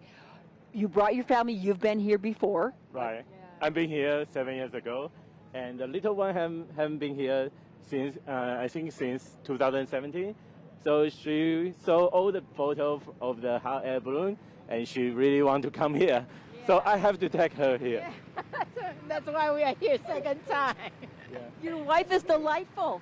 Yeah. She's just happy about everything, huh? Right. We really enjoy here. I was asking you because this is an international show. People from all over the world see this Balloon Fiesta live. Please, in Mandarin, tell folks the experience of Balloon Fiesta, what you've experienced here, what they're able to see. So speak in Mandarin, please. 这里是每个人都应该来一次的地方。这里是非常好玩的地方。所有的小朋友都很喜欢看到这么胖的热气球，我觉得是很值得来的地方。And what would you like to add? I would say, 就是这边的气球不是只有1个、2个，也不是有10个、20个，这里是用百来当单位，这里是很多几百颗气球在天上飞。And translating it is, come to Fiesta? Yeah. 来热气球节，在 Albuquerque 哦。在美国的 Albuquerque 新墨西哥州。Thank you. Thank you. Bye, everybody. Wave to the camera. Thank you. Bye. Bye. Well, Diane continues to bring the international flair to the Albuquerque International Balloon Fiesta. She does. Look at that shot from our balloon camera. Right there at the hand of the burner. It's just like your hand is on it. Yes. It's like you're putting the heat in that burner in the balloon and keeping things up. And there's that sun from the shot that you were talking about. And now, now you'll see the balloons, the colors of the balloons really pop.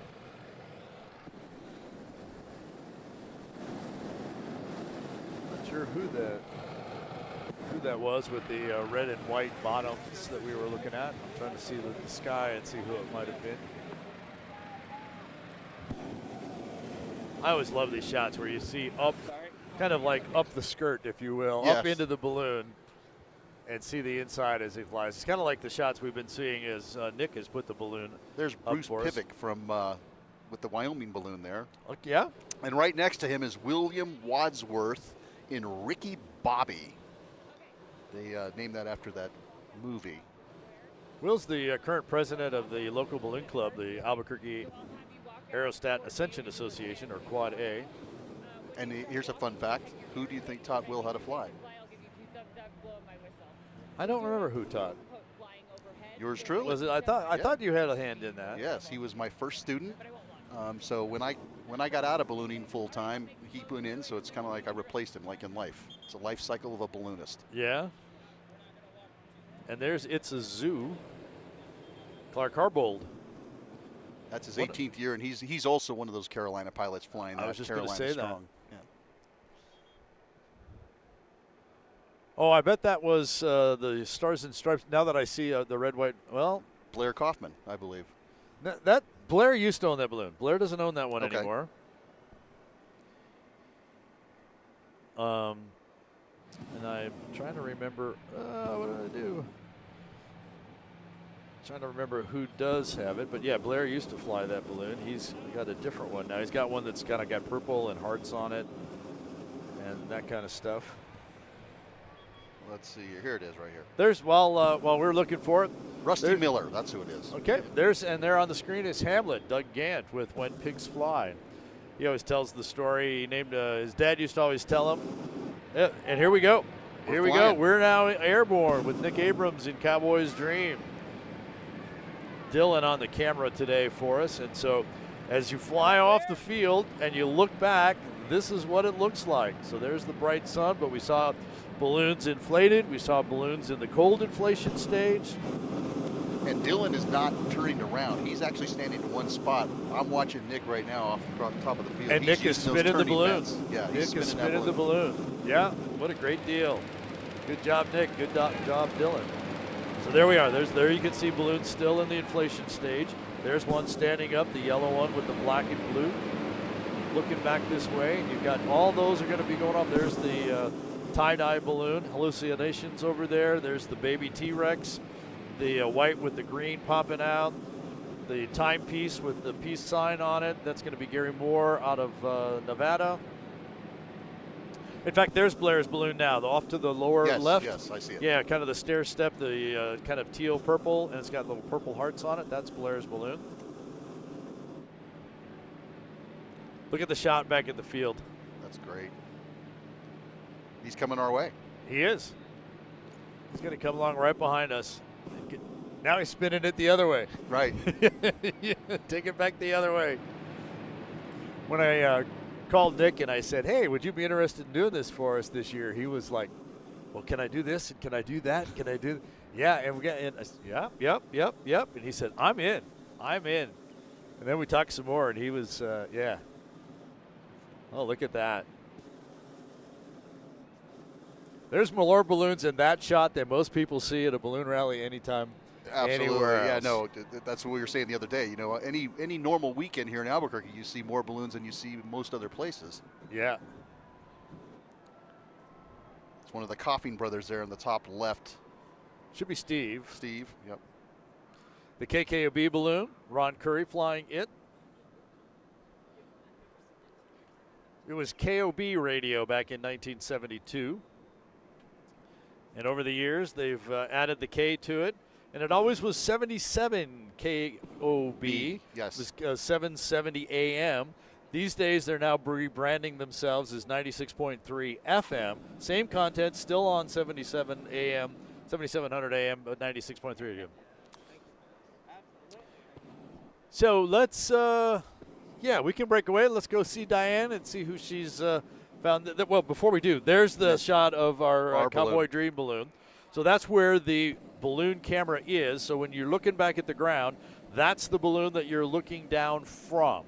So now we can go out to Diane.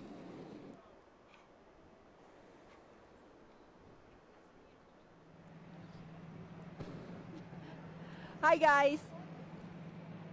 I think we're here. We're here on the field, and I'm here with Christian Blanquart, and he is from Belgium. And he's very distinctive, not only because he's got these fantastic balloon pins, and he's nice and tall, and he's from Belgium, but also because he has a private collection of ballooning, of the history of ballooning, including 90, not miniature balloons, not balloon pins, but 90 hot air balloons stored in his property in Belgium. What types of things are you collecting and why? It's important to the old balloons are not loose, so we collect balloons and we give it a second life. The second life, we go to schools for education. What is hot air ballooning? How it works? How it see out inside? So children are wondered of the old balloons. So you don't want to put, there's not a graveyard for balloons, there's Christian's storage property for these balloons, 90 balloons, some of them special shapes. You're giving them a second life by going to schools, educating kids. You are able to still inflate them. You don't fly them, but you still inflate the balloons and the kids go ooh and awe. And tell me, what are some of the special shapes that you still have? Yeah. Some of that we used to perhaps see here at Fiesta. Yeah, we have the old jumbos. So I have here the pin here. So we have two of this. Jumbo, what is Jumbos. It's an airplane with a hot air balloon. So it's old balloons of Richard Branson collection. We have the cooling tower, the Agfac photocan, the Samsung printer. So did some of these fly at Fiesta here in Albuquerque? Some of the balloons are here years before of the Fiesta, yes. And what other things other than balloons do you collect? Newspaper articles? Yes, I have. We start with newspaper articles in 1847 original. 1847, I keep saying 1847, the year. Yeah, in great format. And then photographs, stickers, pins, all together, all with the balloon on. A lot of us collect the pins and the stickers. It's just that the fact that you have 90 hot air balloons stored in Belgium. Thank you so much, Christian, for all you're doing to preserve the history of ballooning in the world. And now, please, in Dutch, just explain to your friends back home about the Fiesta in your native tongue. In Dutch. Say something. Speak.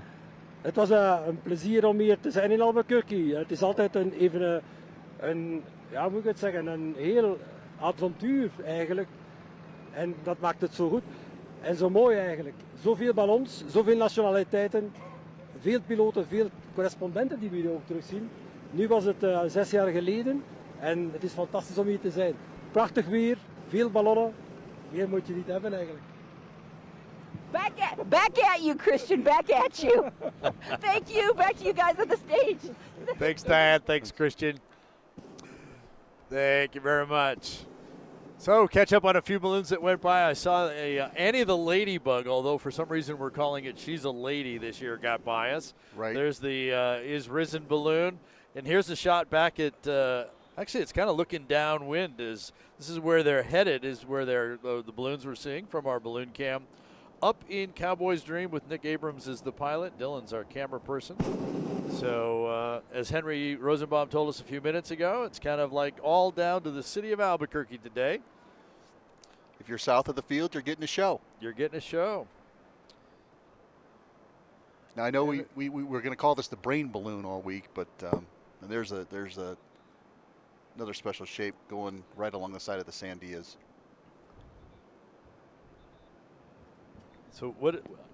And you know, the other thing we get with these shapes is like they seem like they change the name of these shapes all the time on us. Right. So what we may have called it at one point, they may be calling it something different. Well, like you said, Blair had changed balloons. You know, balloonists get really, I guess, bored with their envelopes, so they're, you know, it's like you're changing your socks.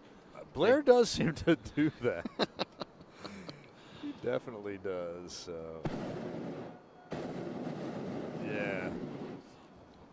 Will you look over the side of the basket on that side and see if there's anyone? We're still on the first wave, actually. We got a couple second waivers in front of us, just laid out, yep. waiting. Obviously, they'll be here a little while. Yep. But we're moving through things. Yeah, you know, yesterday it was a little bit slow and go. We had that curveball with the winds, and you know, it's always that first day jitters for everyone. And I think the Zebras have done a fantastic job today of getting these guys off the ground this morning. There's the Meow Wolf balloon and the Sull Air balloon. There's Nick. Yep. He can't hear us, but we can see him. And he needs to be paying attention to his flying anyway. Absolutely. Well, I was about to say, if you watch him, look at his eyes. He's scanning left and right. He's checking around. Now he's smiling at us. Yeah, they kind of told him. Yeah. That line's probably going to be one of his turning vent lines. So when he pulls on that, that's what makes it rotate that we talked about. He was giving us that great shot around. So Blair's kind of going just overhead as a few others. Kind of just launching from all over the field. A safe and coordinated launch. And look, there's the new Smoky on the bottom left there. The bottom screen. left, yeah, we're looking at it from the backside. Beth Wright Smith is the PIC. So I think that's going to be the view from the Main Street stage camera. So we see his face. That shot had it from the backside. And this is our new camera over on the west side. The same camera. We used to have a fixed camera that we showed pilots briefing from. Now we have a controllable camera over there, so we can see the pilots briefing in the morning, and we can get shots from this side. So we've got cameras on the north, east, west, and south of the field, as well as two mobile cameras. One, of course, we've been talking about up in the balloon with Nick, and one that's out there with Diane. There's Gary Moore's peace balloon. Timepiece, I think, is what you are correct. He calls that one. Later in the week, we'll see Gary with Albert Einstein. Albert Owlstein. Something like that. It's the owl. That's the owl special shape. Yeah, the owl. Yeah, one of the owls. Yes. And there's why, the peace sign.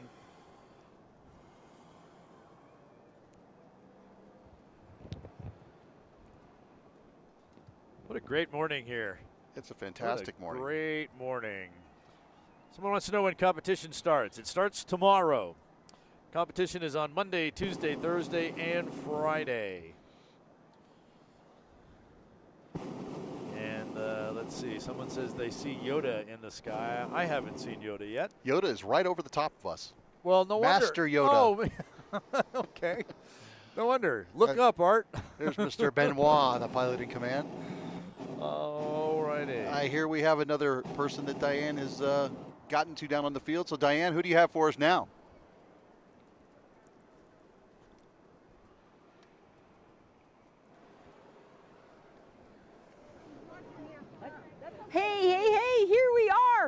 Why do I have this cowboy hat on? Because we are part of Texas here. We have some lovely ladies from Austin, Texas. And as we know here at Fiesta, people come here to get married, to celebrate anniversaries, and also birthdays. We have a birthday girl right here, Shirley from Austin, Texas. Welcome to the Balloon Fiesta. And this is your lovely sister, Janine. You wanted to celebrate your birthday at the Fiesta. Yes, I do. Why? Why? Because I love hot air balloons, and this, I always see it on TV. And I decided this is 1 year that I'm celebrating a milestone birthday that I would love to. 20? 25? Thank you. 19 and holding. 19 and holding. 19 and holding. But anyway, I wanted to come here and witness these balloons myself because I've been an artist in Texas for a while, and I've always painted balloons, but I've never had an opportunity to be here. She's always what, Janine? She's painted balloons her whole life. She's painted hot air balloons. She was the first living artist in history, living artist, whose work was in the rotunda of the state capitol of Texas during our sesquicentennial as a living artist. Most artists are deceased whose works hang in the Capitol. Her work was in the rotunda displayed during the Texas sesquicentennial. She painted hot air balloons a lot of her life and never seen them in person in her lifetime. This is the first time you're seeing them, Shirley? First time, and I'm just so thrilled to be able to be here and see all these balloons go up at one time, and it's just something I never would imagine. Why would you paint balloons? Why did you choose to paint balloons? Balloons are festive, and it makes you happy, and every time I paint balloons, it's just something about balloons. People get balloons for birthday, it's a celebration, so it's a celebration. And for your birthday, you've got a lot of balloons here, Shirley. What a perfect day to celebrate your birthday, your 19 and holding birthday. Well, congratulations. And how many years of sesquicentennial? 150 years. It's the 52? The 52 of the sesquicentennial. This was the sesquicentennial of Texas. Yeah. This was when they celebrate the sesquicentennial in Texas. Mm-hmm. Are your photos still hanging? Oh, no, they were there. They was for the. They were there for the sesquicentennial on display. Describe this painting for me. This painting is the Capitol here in Austin, Texas, and also I collect stamps, and all of my stamps are in the balloons. Each balloon have stamps in them that represent that particular person. And this one? This one is when Obama was in office, and all of these are stamps of his home, and then stamps of different places. You're a big collector there. Stamps and balloons. Ladies, let's sing it on our way out. Happy birthday to you. And everybody else out there having a birthday. Back at you. Happy birthday. Thanks, Diane. Happy birthday to the lady there. And that's great. Hey, well, lots of things to catch up on while you were chatting there that we saw. There's that the special shape with the mask and the snorkel. And I was looking it up in here, and they list the name as its registration number. So I don't know if it's got a name or what it is, but it's Thomas Siebel. And actually, we were looking at this balloon yesterday wondering what it is. The back side of it does have Siebel on the back. So Siebel ballooning. On this side, we see flowers and those types of things. And there was the mask. There's the back side. We were just looking at the mask when I was talking about it. So now we know what that balloon is. We don't know the name of it. I think we'll just call it Snorkel. We'll just call it Snorkel. Siebel Snorkel. Yeah, we'll just call it that. What a great balloon, though. Yeah. What a great new special shape here. That has made it for us. There's the Betty's Baby Grand with the music to Yesterday on it. And those are those racer balloons that we're going to start seeing in competition starting tomorrow. There's a couple of them right there. There's a couple of them there, yeah. Yeah, Betty Bowens, Mike Bowens flies that one there. And there's Arabelle standing up. She's not quite awake yet. No. Hasn't got her head all the way up. Behind it, the hug balloon, the bear and the elephant hugging. And before that, we saw Smokey upright. Saw a number of shots of Smokey. That's brand new balloon. Yeah, I went out Friday to Albuquerque Aloft, and for it was something else about smelling a brand new. It's like a brand new car. Yeah. And it was funny, you know, as many years as Beth Wright Smith has been in balloons, to see the look on her face was like Christmas Day, like opening a package of something that she really, really wanted, and she was like a little kid. Yeah, I bet. But balloons bring out the little kid in all of us. They do. Our balloon is landing while Smokey is taking off, so we're coming in for a landing here. Always like to put the pilot on the spot when we're, you know, not only do you, it's one thing to see him land from outside, but to watch him on live TV. No pressure. Being watched around the world. You know what it's like because you flew for us Yes, one year. yes. So you just kind of bring it down. And I think we're on the ground. Yep. We're on the ground. Nicely done. Yep. There's Bill Lee in the New Mexico True Balloon next to Frankie Martinez in the Rax Balloon.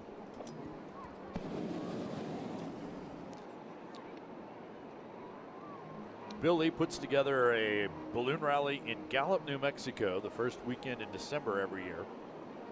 Probably the coldest balloon rally I've ever attended. Yes, I've been there when it's been cold. Although I've flown colder places.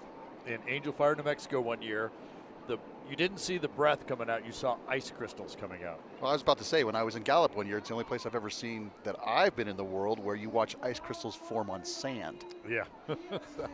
There's our macaws. The red macaw, the blue macaw. The red one is being flown for us by Ricardo de Alameda. And the blue one flown by, oh yeah.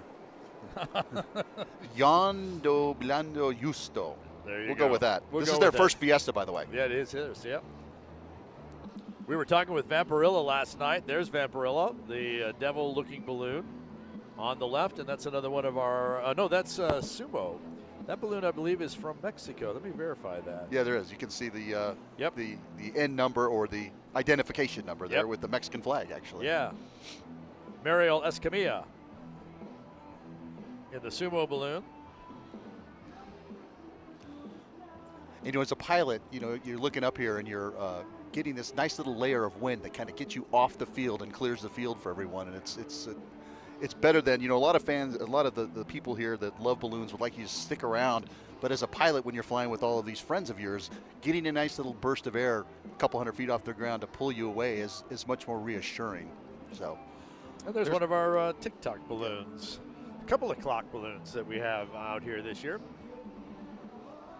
And do you notice here that it seems like we kind of definitely get a wave and we get a whole bunch of balloons trying to come over, and then there's just a little pause, and then we come again. Yeah, so there's the chicken in the egg balloon. Yes. Inside and with these waves, that means that the launch team is doing everything they are correctly, because we're getting these waves off, and they're clearing the field and giving enough spacing for these balloons so they're not nervous as they're coming out of the field or climbing. I see Judy Nakamura's balloon bounce up there as well. We don't have it on the camera, but I see her flying up there. She, of course, flew the Fiesta Gold balloon yesterday with the governor. And the governor posted to Facebook about what a great flight they had and how great it was to see so many people here as well. There's a great shot of Vampirella flying right over us. Right over us. And I see Ron Sanchez in the Bubba's balloon coming at us, which we'll get him on the camera if we can as we get to that point. The sloth is up out there, and Diane has found yet someone else interesting to talk to. Diane?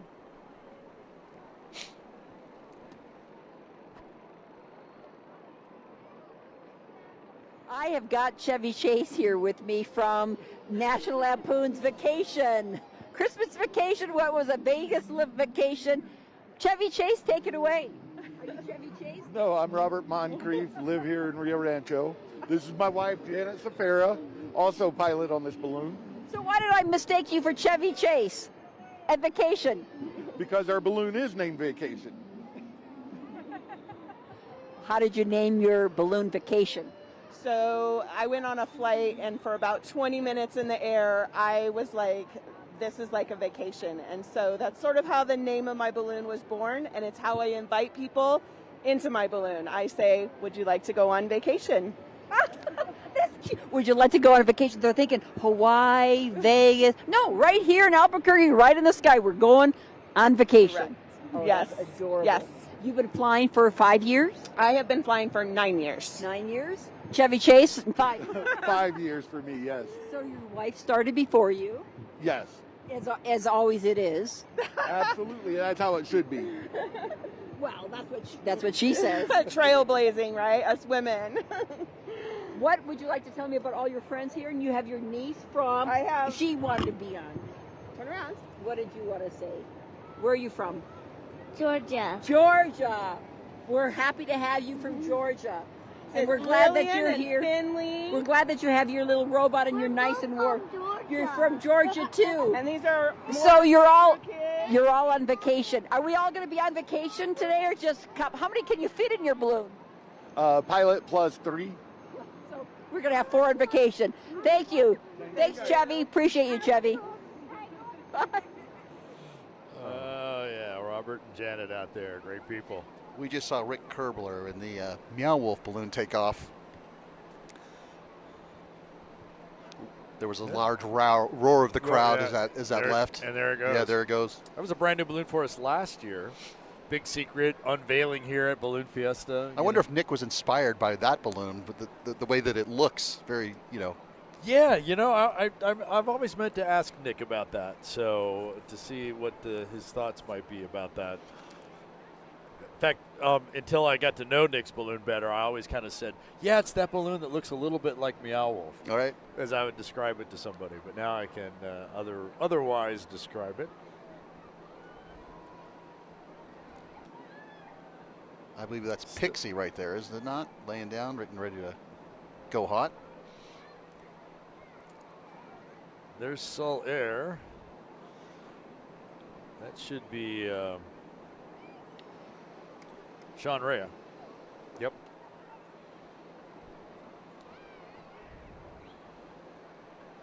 Hey, way out there to the, I was going to say, there's the puppy dogs. We've got dogs seem to be a new theme in special shapes. Yeah. That's Buster the Bulldog right there. That's who that is, being flown by Ian Martin. 3rd year here at Fiesta. And actually chasing, we missed the shot there, but it's chasing Bella the Bulldog. She's right here. Oh, I see her. Bella's over the top of us, and Buster is chasing her. So they're kind of a couple. There was a great, there's Bella. Yeah. Good deal.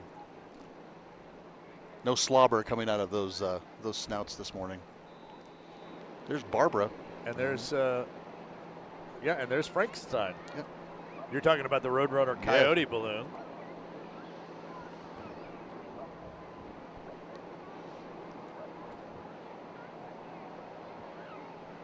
Oh, there's a Zobra. There is a Zobra. That's a joint venture, right, between the city of Albuquerque and the city of Santa Fe, if I'm not mistaken, and the Kiwanis Club? And the Kiwanis Club in Santa Fe, yeah.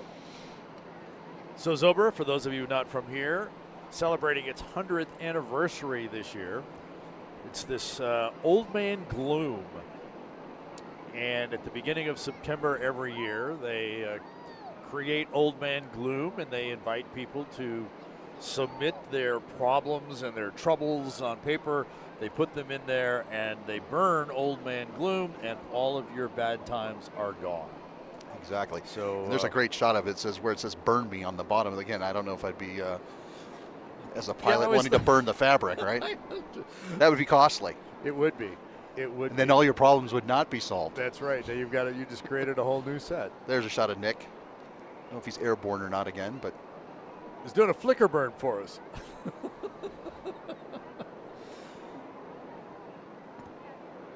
Yeah. So, yep. That is a great shot up inside the balloon.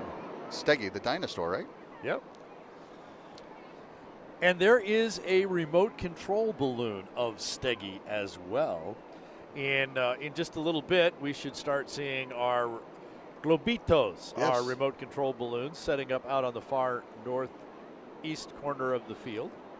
Melissa Bond is our Globitos balloon maestress, and she's very passionate about that area of ballooning. She, I believe, owns 3 or 4 on her own. And Chuck Raskob, who has been at Fiesta forever, also has a balloon. I believe there's a lot of pilots, talking to Dr. Tom today, there's a lot of pilots who kind of have retired from flying, but now they're going back and they're doing the little globito, so the ballooning never really gets out of them. And they're made out of the same fabric. They're about a quarter the size. They fly the same way. You put heat in them, they go up, you let them cool off, they come down.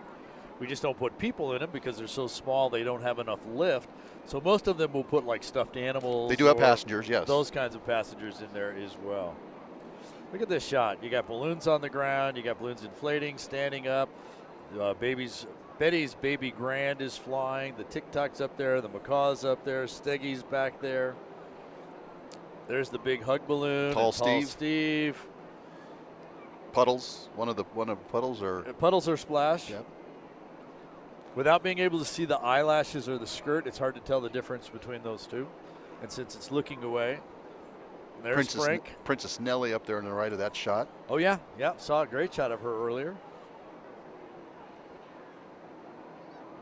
And there's that shot of the Sandia Mountains and that blast of sunlight and color that you get to see only here in New Mexico. And the first wave is starting to kind of thin out. Well, and just kind of mold into the second wave as well, yeah.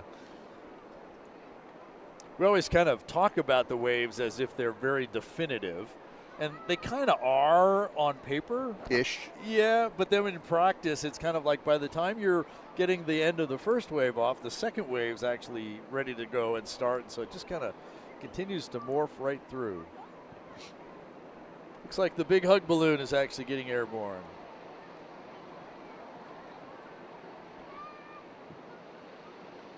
So a great morning here at There's Nick on the ground. Yep. Threw the cameraman out.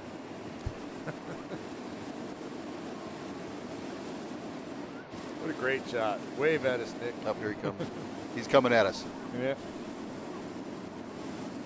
Well, taking the camera person out, I don't know if he had another passenger with him or not this morning, but when you take everybody out, then of course you have less weight. It takes less heat to fly. So I think he's looking to maneuver to a slightly different spot. To lay the balloon out. Lay the balloon down. Well, there's some like sticks or posts right there I see. Right. So he's going to move just a little bit to make it, looks like maybe even a fence back there. So just kind of move it a few feet. Or maybe he's just hamming it up to show us how, Well, that could be too. Nick told me he was going to be a ham and he'd get us some great shots. There you go. Yeah. That reminds me of a time actually when I was in Gallup, New Mexico. I took my youngest son Tyler, and I stuck him on a rock with a camera, and I said, I'll be back. And I flew up the canyon, flew up high, came back, and then picked it back up and put it back in the basket. We flew to the next canyon. Oh. And later on, my wife said, well, why would you just leave him on a rock? Because I needed him to take pictures. That's right. There. He needed to be our cameraman. Yeah.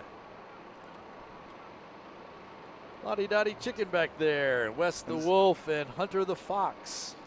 And then Tall Steve. There goes Hunter the Fox. It's great. We're seeing a lot of shapes today. But we have about 126 of them here. About 20 of them we'll only see on Thursday and Friday, which means we see the other 100 throughout the week. Did you hear what you said? 100 special shapes. Yes. There are some places. There are some places in the U.S. where you don't even see 100 balloons, and yet here in Albuquerque, we have over 100 special shapes. And Fabio Lopez flying the Hunter the Fox.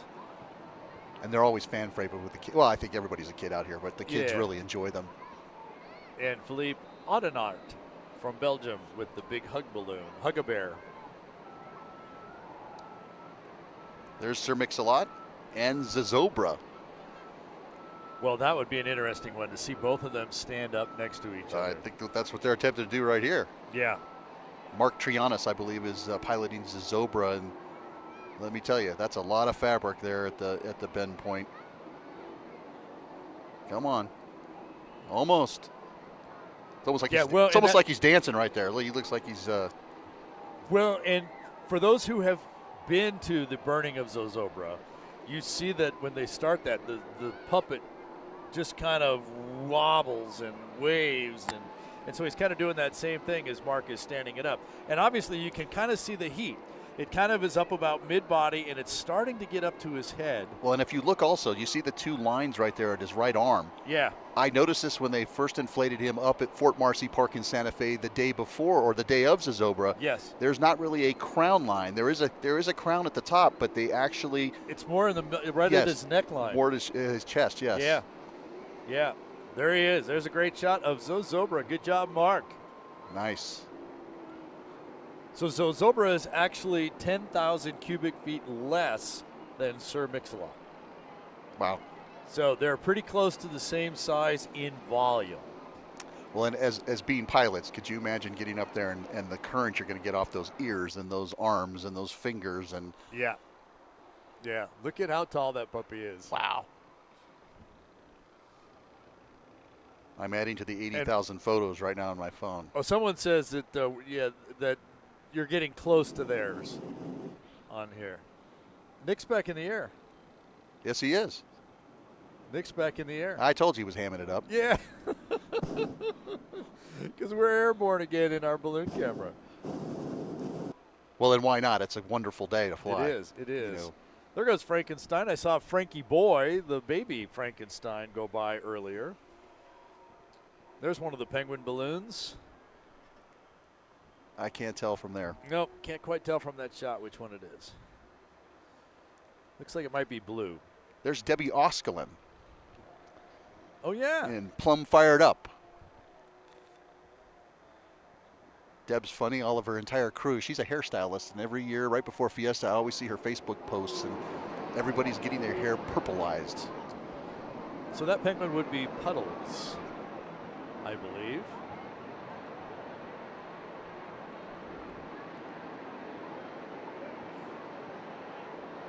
There's Frankenstein. Yeah.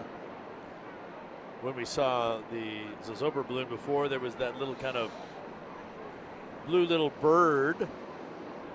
Is Pico with Andrew Holly flying.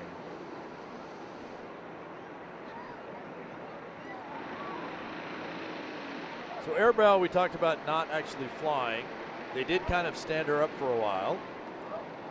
And what they typically do if they don't fly her, then when they put her down and kind of put her back in the bag, they stand up the little Moo Crew balloon.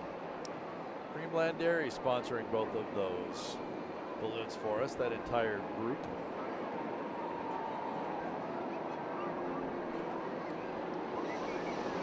I'm still amazed about this Zozobra balloon, how large it is. Yeah. There's a great shot.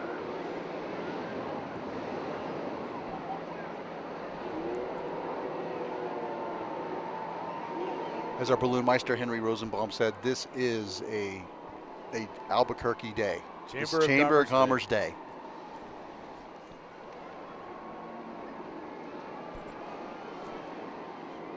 Look at that face. Look at that shot. Look at that face. We have everything flying in the skies of Mexico. We have cheetahs, we have chickens, we have Old Man Gloom.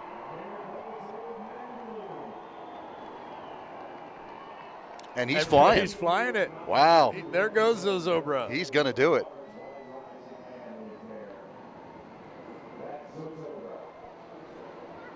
Yeah.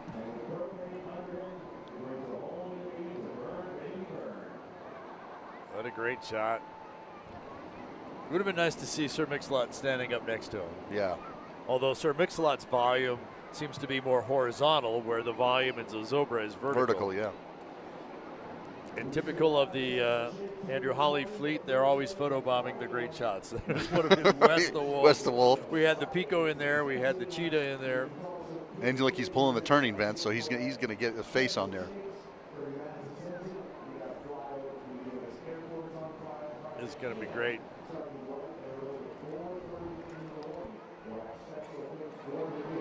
What a great morning. Well, no one would be disappointed they came out to Fiesta Field this morning. No one online should be disappointed from what we're providing you guys worldwide. So there's the basket of Zozobra.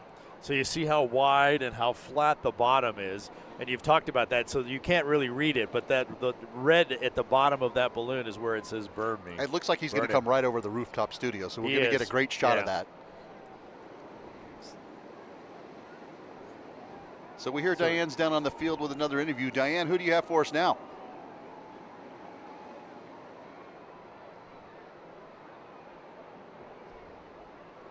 We are on a chase crew truck, but we are on a chase crew truck, and this is the most unique truck I've seen out here at Balloon Fiesta. I've got Jerry from Amarillo, Texas, and your balloon is? SkyStar. SkyStar. And what kind of truck are we in? And let's hear 1941 fire truck. 1941. Let's hear the bell.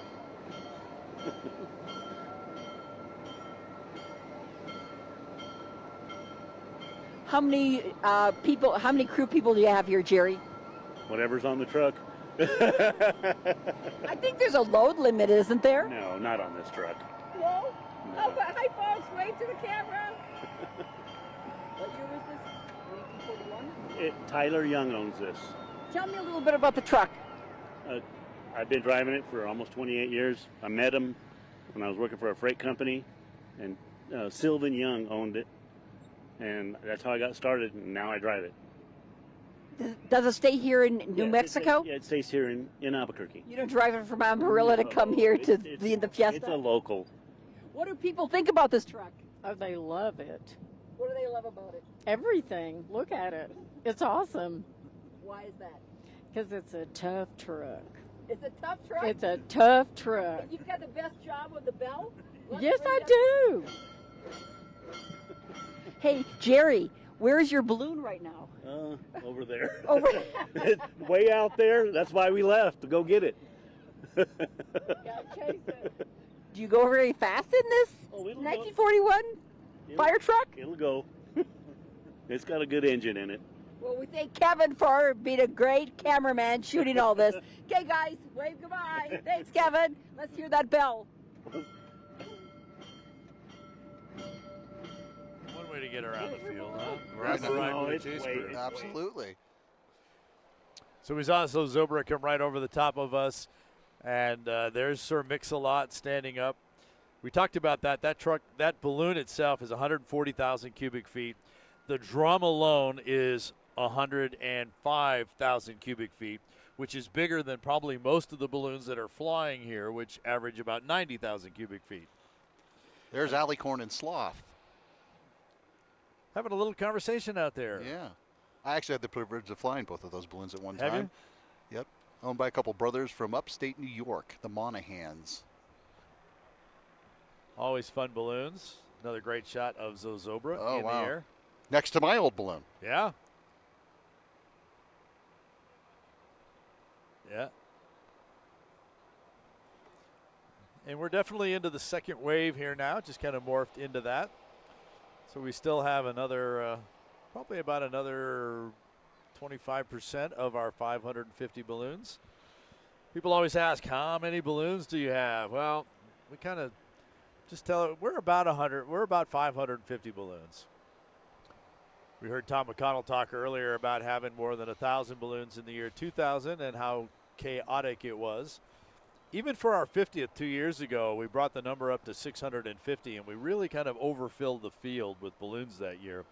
We find that 550 works nicely for lots of logistical reasons, so we basically cap at 550. Fluctuates by a few because we take more than 550 in case some people drop out. Some years more people drop out than others.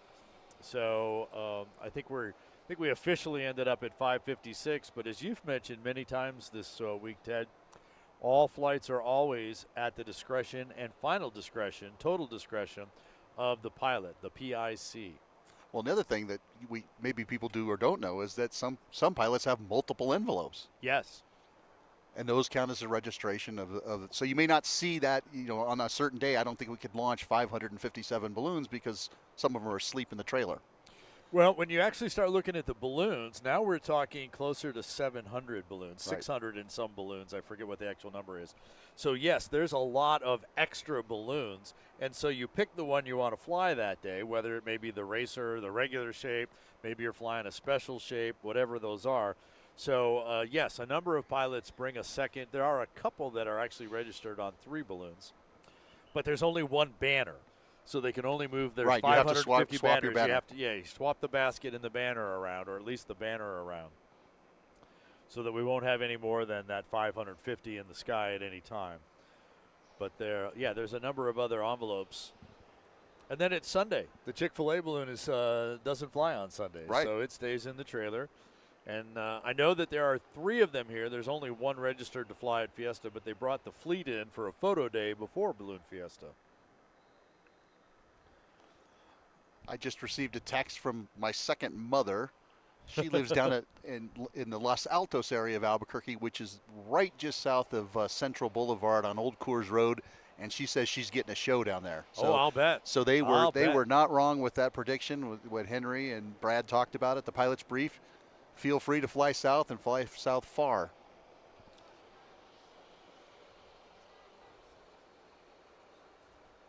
You know, one of the rules out here, Art, that a lot of the pilots, the local pilots, and the people who come in, they really want to know about the flying area. Typically, you know, we're getting at 8 o'clock now. Most of these local guys will really not go off after 9 o'clock, and we kind of saw that yesterday. We saw some people try and set up, and they elected not to fly. They pulled out. They just wanted to, you know, get the crowd involved. So, you know, as we get to these second waves, you're going to kind of see it thin out a little bit more. But at the end of the day, what a show we've already had. Absolutely. And I actually see the first Globito of our Globitos out there. We'll get a camera shot of it here in a little bit. The little fire puppy. Fire dog. Fire dog.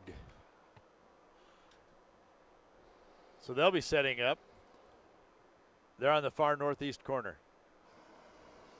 You could probably get it from the roof here. I believe they took over the row that the ride balloons were on after they left in between. They're all the way out in the north end. Oh, is that the road? Yeah. They're supposed to be on the ride row, but we can see it. Hey, there goes Sir Mix-a-Lot in the sky. There's the remote control. There's a little mini Wind Pigs fly down there I could see. And there's Sir Mix-a-Lot. So now we got really big balloons, we got regular size balloons, we got mini size balloons. Now the question would be, how many Globitos could we fly inside Sir Mix-a-Lot? Wow. Now, that would be interesting. We'll have to do some math on that. Yeah, especially if that were all open. But right. Of course, we know that it's not. If you were to look up inside, you'd see basically the regular shape of a balloon inside that. But it flies nice. I actually did see it flying before Balloon Fiesta. They did a big reveal here one day, and then they've flown it for a couple of days after that, all before Fiesta. Looks great in the sky, and it's definitely recognizable. Duke City Ready Mix decided that they wanted to be an integral part of the ballooning community, and what a great special shape. A lot of stitches in that fabric. A lot of fabric in that balloon.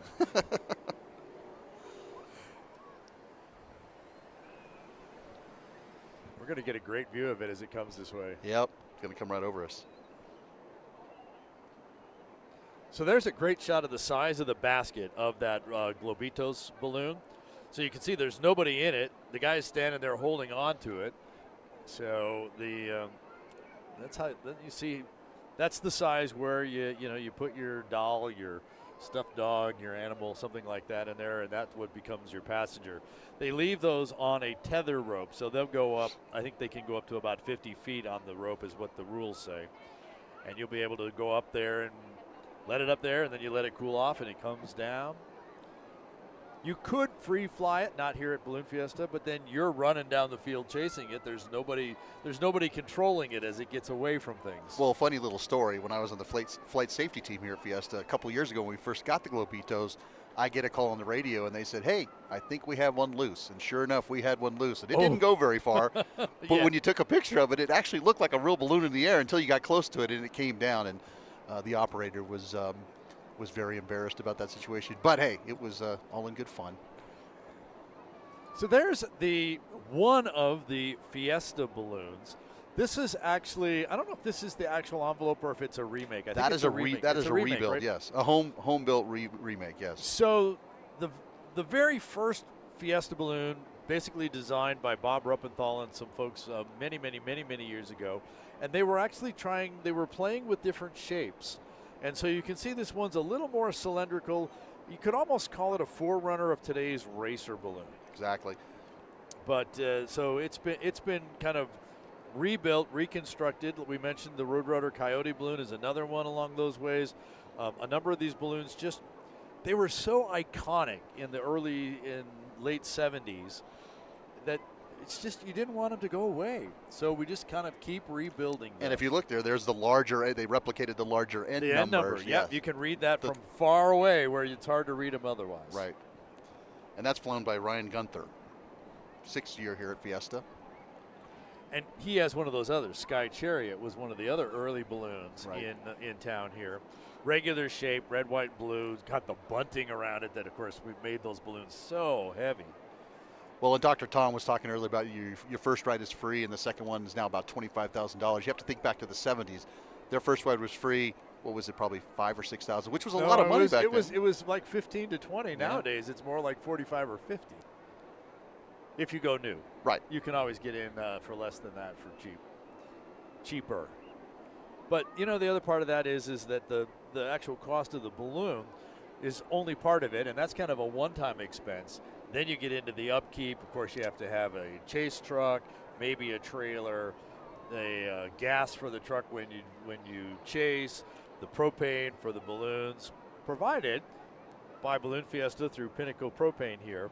But when you're out flying on a regular basis, there's all the weekly expenses of flying a balloon. Well, then you have your insurance premiums, and you have your Yeah. yearly maintenance. Yeah. These are aircraft, so they are maintained, and they have to either 100 hours or one calendar year where you take it to a repair station, and they certify your balloon as being airworthy.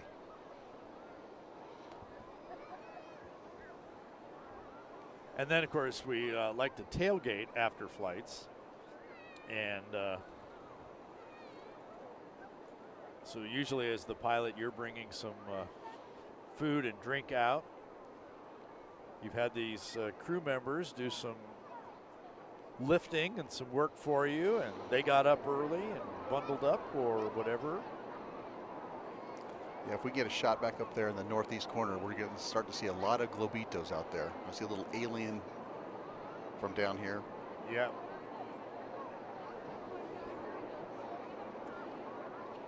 We were talking about how you mentioned that there was look at them all popping in there. Yeah. And how sometimes you can't tell them, depending on the shot, you can't tell whether those are the regular full-size balloons or they're the globitos. A couple of years ago, we had an airship flying around as part of Fiesta and had some pictures from there.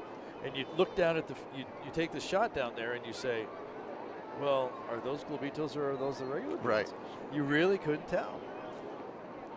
In fact, we had a long discussion about putting the program together, about needing some more photos of the globitos that showed the perspective of the size, like with people. There goes the slop right overhead, right on our camera. It had slothed enough on the field, it was ready to go in the air. And Spidey Pig. And there's mini one of those. Yes, there is a globito of that as well. Yeah.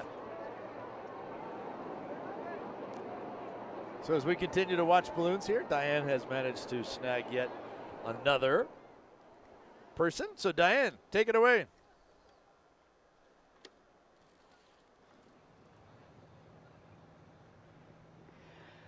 Okay, I've got one of the best kept secrets of all of Albuquerque International Balloon Fiesta. I have been coming to the Balloon Fiesta for 40 years and I did not know of this secret. It's the secret location that Katie from Albuquerque and Jules from Santa Fe and their kids discovered. We're on the golf course right next to the Balloon Fiesta, right a part of the Fiesta. See the sand trap right there? Look at the nice mounds around the sand trap. This is like the driving range, and then they have, I think, a 3-hole little course, a mini course right here. And I'd say this is the best kept secret. It is the best view in the house. Why is that? You can see, you have a panoramic view of of all the balloons going up, and then you even see the spots where they're going to land as well. Jules, what do you think this spot? I mean, you're on the grass, you're on a mound, you're up high, and you're not by a big crowd of people. We're not. That's why the kids wanted to come over here, because it's kind of off to the side a bit, a little secluded. They can run around, we all feel safe, and we can see everything. So let's not tell anybody about it. Let's not tell anybody about it. Okay. What do you were the one who discovered this. Because where we were originally going to sit, we couldn't go there anymore, so we had to go somewhere else, and this was kind of near it, and it just kind of worked. It just worked out. There's just a few people around us. I'm going to let our cameraman, Kevin, take a panoramic view of this beautiful area that we discovered thanks to you. Thanks, guys. Back to you at the studio. Sorry, you've got a great bird's eye view at the studio, but we have a nice, comfortable, grassy area right here on the 3-hole course right at Albuquerque International Balloon Fiesta Park. Kevin, show us how beautiful this is here.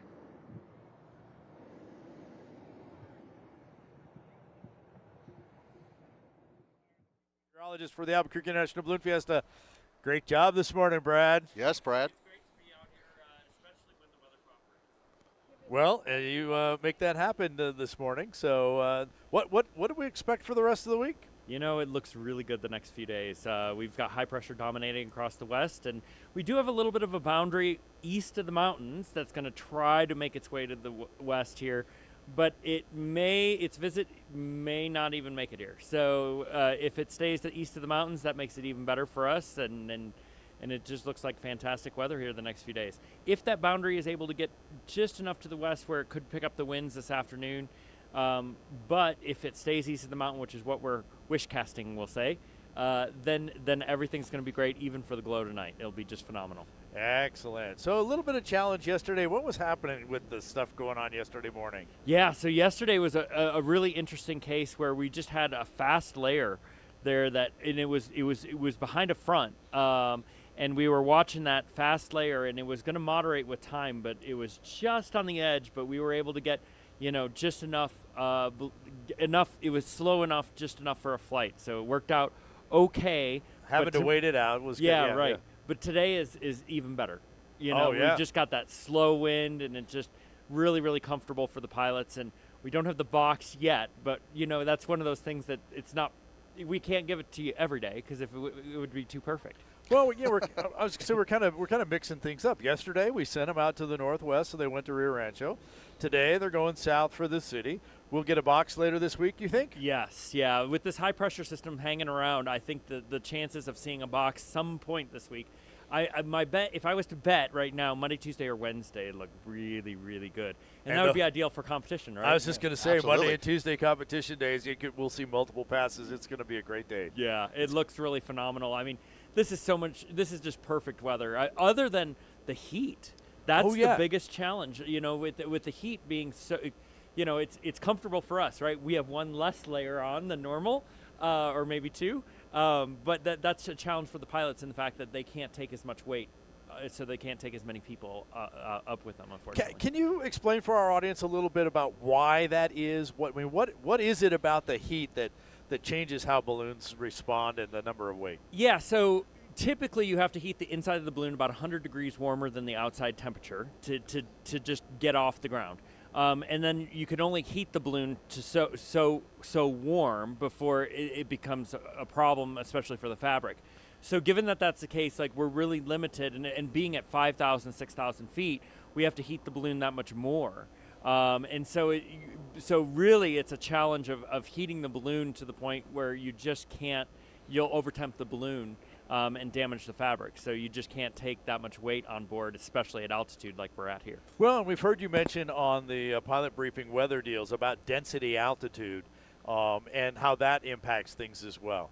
Yep, so density altitude, basically what you want to think of it as that's the altitude that you're starting your flight at. So instead of being at 5,500 feet, which is what we're at here in Albuquerque, the density altitude this morning has been closer to 6,000 or even 6,500 or maybe even 7,000, as we saw yesterday morning. Yes. So that's just putting you that much higher, and the balloon's going to be the burners are going to be that much less responsive, and that limits also the amount of weight that you can take on board too. So all that ties together. So Brad, you know, we start ballooning early in the mornings, right? I was out here at 3:30, but I start getting texts from you at what time? Tell the viewers out here, what time does Brad start ballooning for Balloon Fiesta? Yeah, so we start very early.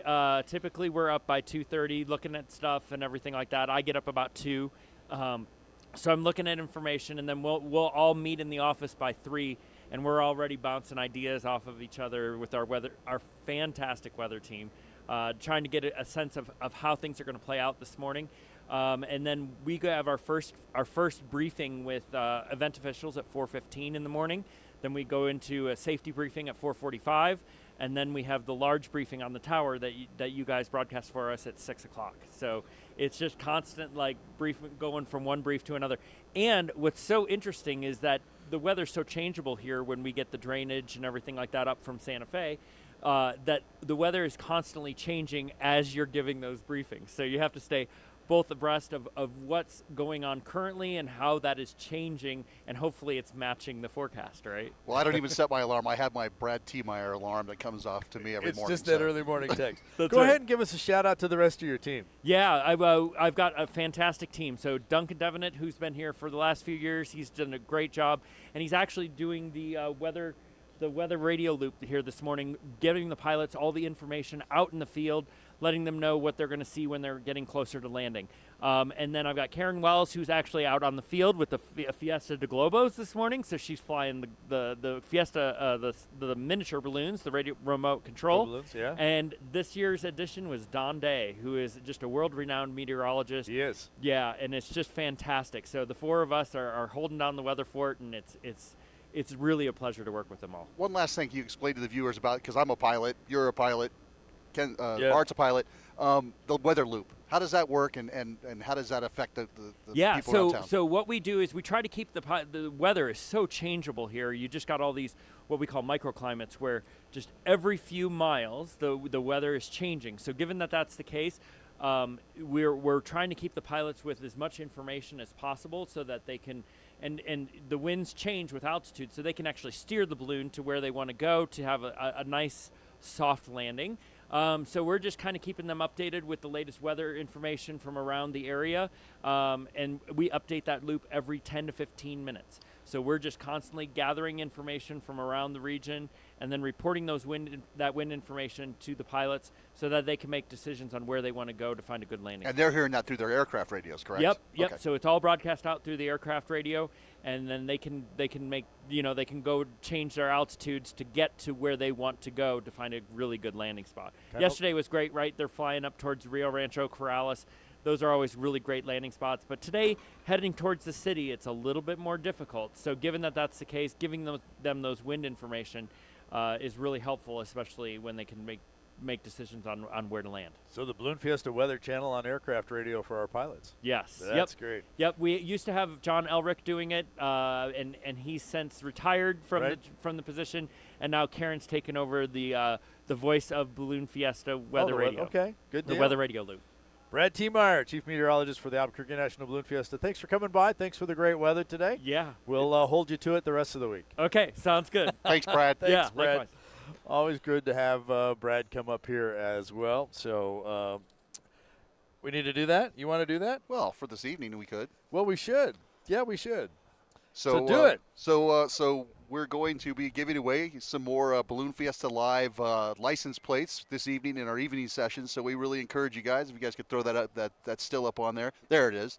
So you can enter to win the Balloon Fiesta Live license plate, a replica of what the state of New Mexico used to issue, and we've kind of Balloon Fiesta'd it out. Scan that QR code to enter. It goes right to an app that Art has, and we will pick 3 winners for this evening, for our evening session, and you could be one of those winners, and we'll get in contact with you, and we'll send it. And this is open to everybody, right?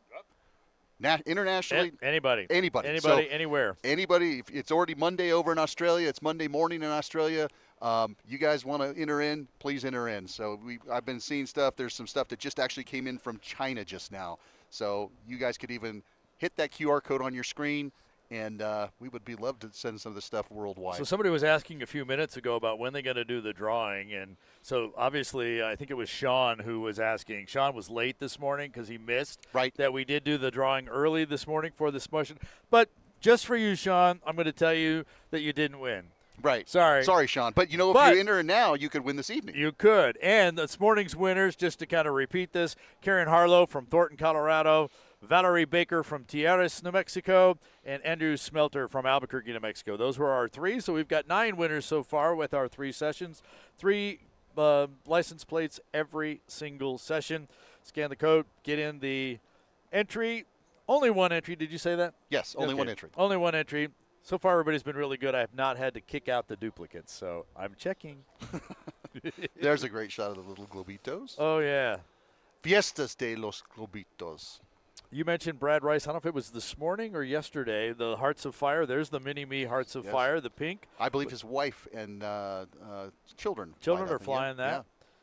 You know that it really is a great way for kids to get involved in ballooning. While you can go ahead and get a student pilot license at the age of 14 and get your actual private license at 16, you can do these without a license, without all that kind of stuff.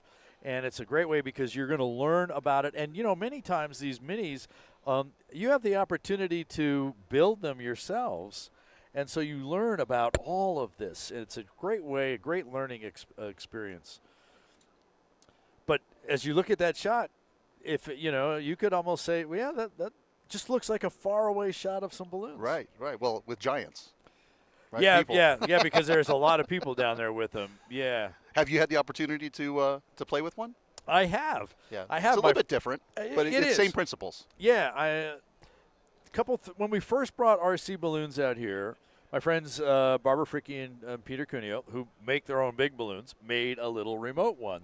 And so, I got a chance to fly it. It definitely is a different skill. I see a buddy of mine from up in Farmington area, Durango, Colorado, Kevin Mousy. He's the one there with the Roadrunner Coyote Globito to the bottom left. Oh, to the bottom left. Yes, Yeah.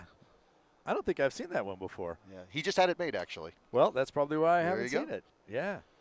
Looks like we're getting ready to wrap up all these second waivers coming off the field. Yeah, now see that shot. Even that shot, right. You could. Yeah, the people look a little big, but yeah. But I did get a chance to fly one. It definitely is. It's a different flying skill.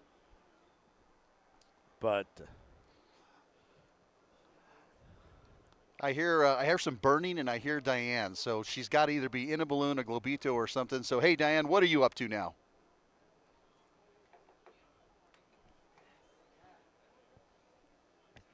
Hi. Well, we're here having a great time, of course, at Fiesta, and I have Diane from Chandler, Texas, and her crew. And what's interesting is I asked, well, how do you find your crew? And Diane, how do you find your crew? We don't lose them. Then you don't have to find them. You've been flying here in Fiesta 32 years, 36 years, and your crew's been with you. Not all 36. Well, one of them has. I don't think she's 36 years old, but one of them has been. But I fly at rallies all over the country, and we make friends and find crew, and then we all gather together. It's like a gathering of the clans, and everybody comes to Fiesta. You're from Colorado? Colorado Springs. Tell me about crewing for Diane. It's fantastic. We've crewed for Diane for the past 7 years. 7 years. Long time. And she flies in Colorado Springs. We love it. What do you like crewing for Diane? Well, we're newbies, and we're just over here helping. We're just helping. We're just from another crew. From another crew. All you have to do is what? Put a lot of weight down on this basket? Put a lot of weight. It wants to fly. You know how to have fun. You have to know how to have fun. Thanks, Diane. Thank you. Thanks, everybody. We had a great day here at Balloon Fiesta. Thank you, Ted and Art, and thank you, world. We'll see you next time. Thanks, Diane. And Diane Carlson in the double Dianes. Yeah, double Dianes. Diane squared. Yes. Yeah, and we saw a shot of Darth Vader and the Bandit, the little raccoon balloon down there, Diane Carlson. There they are. Yep. So Diane Carlson flies that bandit balloon, obviously doing that special shape for us. So Plano Pins is also who Diane Carlson is. She's the folks that we work with to produce those 200-some pins here at Balloon Fiesta. So joining us here on the rooftop studio, Albuquerque Mayor Tim Keller. Good morning, Mayor. Great to be back with you. Another awesome year for Balloon Fiesta Live. Good morning, So sir. appreciate y'all. And goodness, let me just say one thing. First time ever. I know most people may not be able to see it, but the Zozobra balloon, pretty special today. Oh, yeah? Oh, it came right over the top. It was great. Oh, nice. Yeah, so tell us more about that. What's the city's involvement with Zozobra? You know, we had so much fun with this in a sense that I literally was approached by one of the organizers and founders at, a different event, had nothing to do with balloons. And he was like, hey, we're a little short on this idea for a Zozobra balloon. And I was kind of like, no way. You're actually going to make a special shape, not just like put Zozobra on there. Right. Showed me the whole vision. And then, he was like, can Albuquerque help out? And I was kind of like, well, we want to be helpful, but it's Santa Fe thing. Yeah. And then we both kind of looked at each other and we were like, wait a minute. But Balloon Fiesta is Albuquerque, and why don't we co-brand it? So I talked to our tourism department and actually Visit Santa Fe and Visit Albuquerque loved the idea. And so it now has Visit Santa Fe on one side, Visit Albuquerque on the back. It's awesome. So I think it's just a win-win and a great example of a fun collaboration. Yeah, really fun. And obviously it's been inflated a few times. I think this morning might have been its actual first flight. It's my understanding, and I was out there with them. They have inflated it to Zozobra, and I think a couple of different times to sort of show it off. But it was also very intense. I mean, I know you all have been around balloons forever, and I'm part of a chase crew. That was the most stressed I've ever seen a crew. They were trying to have fun, but it was the first time, and the crowd was going nuts. I mean, it was like a rock concert when it went up. And they had a speaker, like the Zozobra sounds. The Zozobra makes like a growl. The moaning sound. Piped it in all around. I thought I heard it. I'm not sure that we picked it up, but I thought I was hearing the moans, and I said, that sure sounds like him. Yeah. Yeah. So it was really special to see it take off, and it also yesterday got a rip in the head, so they had like a Band-Aid on the chase crew bus, like over the head of Zozobra, and got it sewed up. Great. So obviously, made it fine, and the credit to the repair crews from Cameron or whoever else, whatever balloon maker, they fixed it up last night. So it was a great day. Well, speaking about today is a Chamber of Commerce Day for the city of Albuquerque, correct? I mean, you can't ask for anything better. The irony, right? Oh, yeah. Yes. It's just phenomenal out here. And, I lived here. I've moved away, but I come back every year. But this is my home. This is where I grew up. And this is exactly, as a pilot, as a balloon fan, tell us about, when did you start getting involved in ballooning? So for me, born and raised here, and so I grew up chasing balloons on my bicycle. Like Ted. Like me. Same thing. The best? It was so much fun. Go through the mesa on your bike and you find the balloon. Yeah. Or you're like trying to cross busy streets. I mean, it's like dangerous in a fun kid way. And then sometimes you'd get like a pin, or a card. And I just remember I started collecting balloon pins back then. It was just so special. And now, of course, there's so many fun aspects, right? But one of the amazing things is I finally got to do the American flag, like in the morning, the national anthem sort of balloon of the day.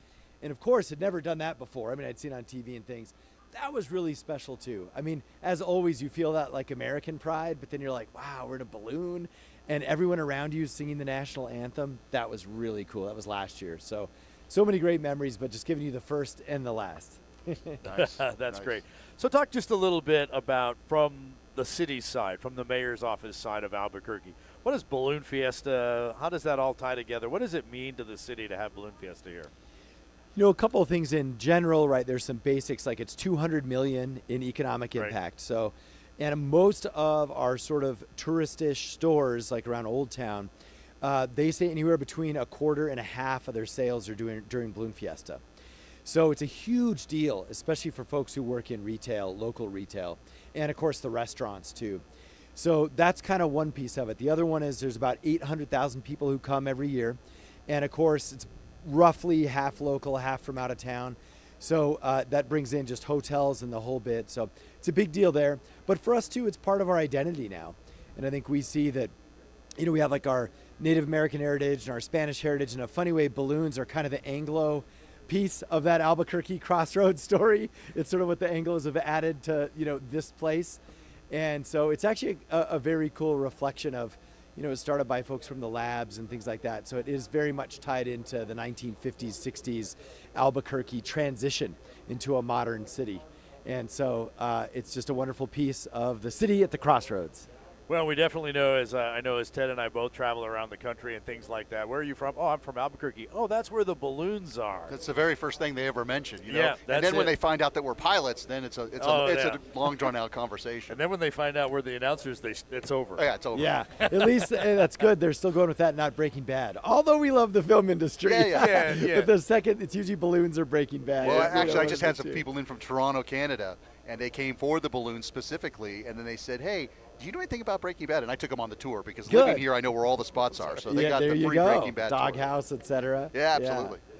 Albuquerque Mayor Tim Keller, thanks for joining us here on the Rooftop Studio. Thank you all. Appreciate you. Great job announcing as always. Thanks. We'll have a great week. Appreciate you coming by. Thanks, Mayor. So we got a couple of balloons that are going to continue to do a static display here on the field. I don't expect any of them to take off at this point. It's starting to get just a little bit late in the morning to be starting a flight. So we continue to take a look at, let's see, we got 1, 2, 3, 4, 5, 6, 7, about 8 regular shaped balloons up and a number of our globitos up there as well. Globitos out there. Yeah. So we'll continue to let folks wander among those balloons, and we'll continue to take a look here. We're going to kind of wrap things up here in just a few minutes. We did talk about our license plate giveaway a few minutes ago, but we should also tell folks the special deal we have for how you can get merchandise without having to come to the field. Absolutely. So you can go to balloonfiestastuff.com and you scan that QR code and you're going to get 10% off all sportswear. So hats, T-shirts, jackets, sweatshirts.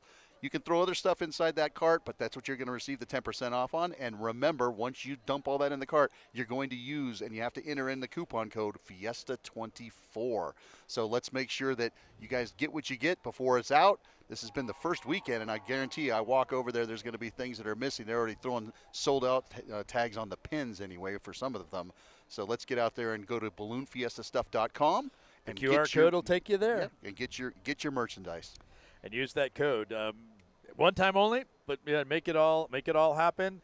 That's the way for you to be able to pick up your official Balloon Fiesta merchandise. If you're in the Albuquerque area or you're coming this way, you can do free pickup, or we have some nominal shipping charges if we need to ship it to you somewhere else in the country. But it's a great place to do. And when you are there, by the way, be sure and sign up for What's Up Wednesday to keep informed on what all is happening. So here's the schedule from this morning. You can see we're basically through this part.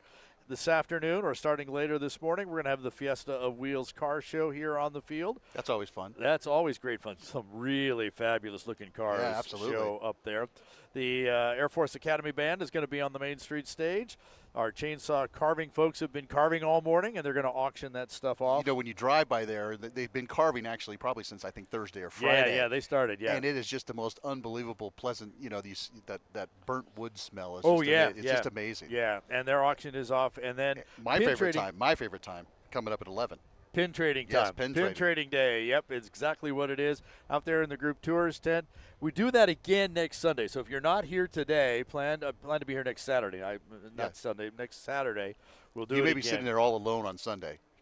Yeah, you might, because we'll be cleaning stuff up here on that as well. We've got another fabulous night on tap for tonight. Again, the chainsaw carvers, they're carving all the time.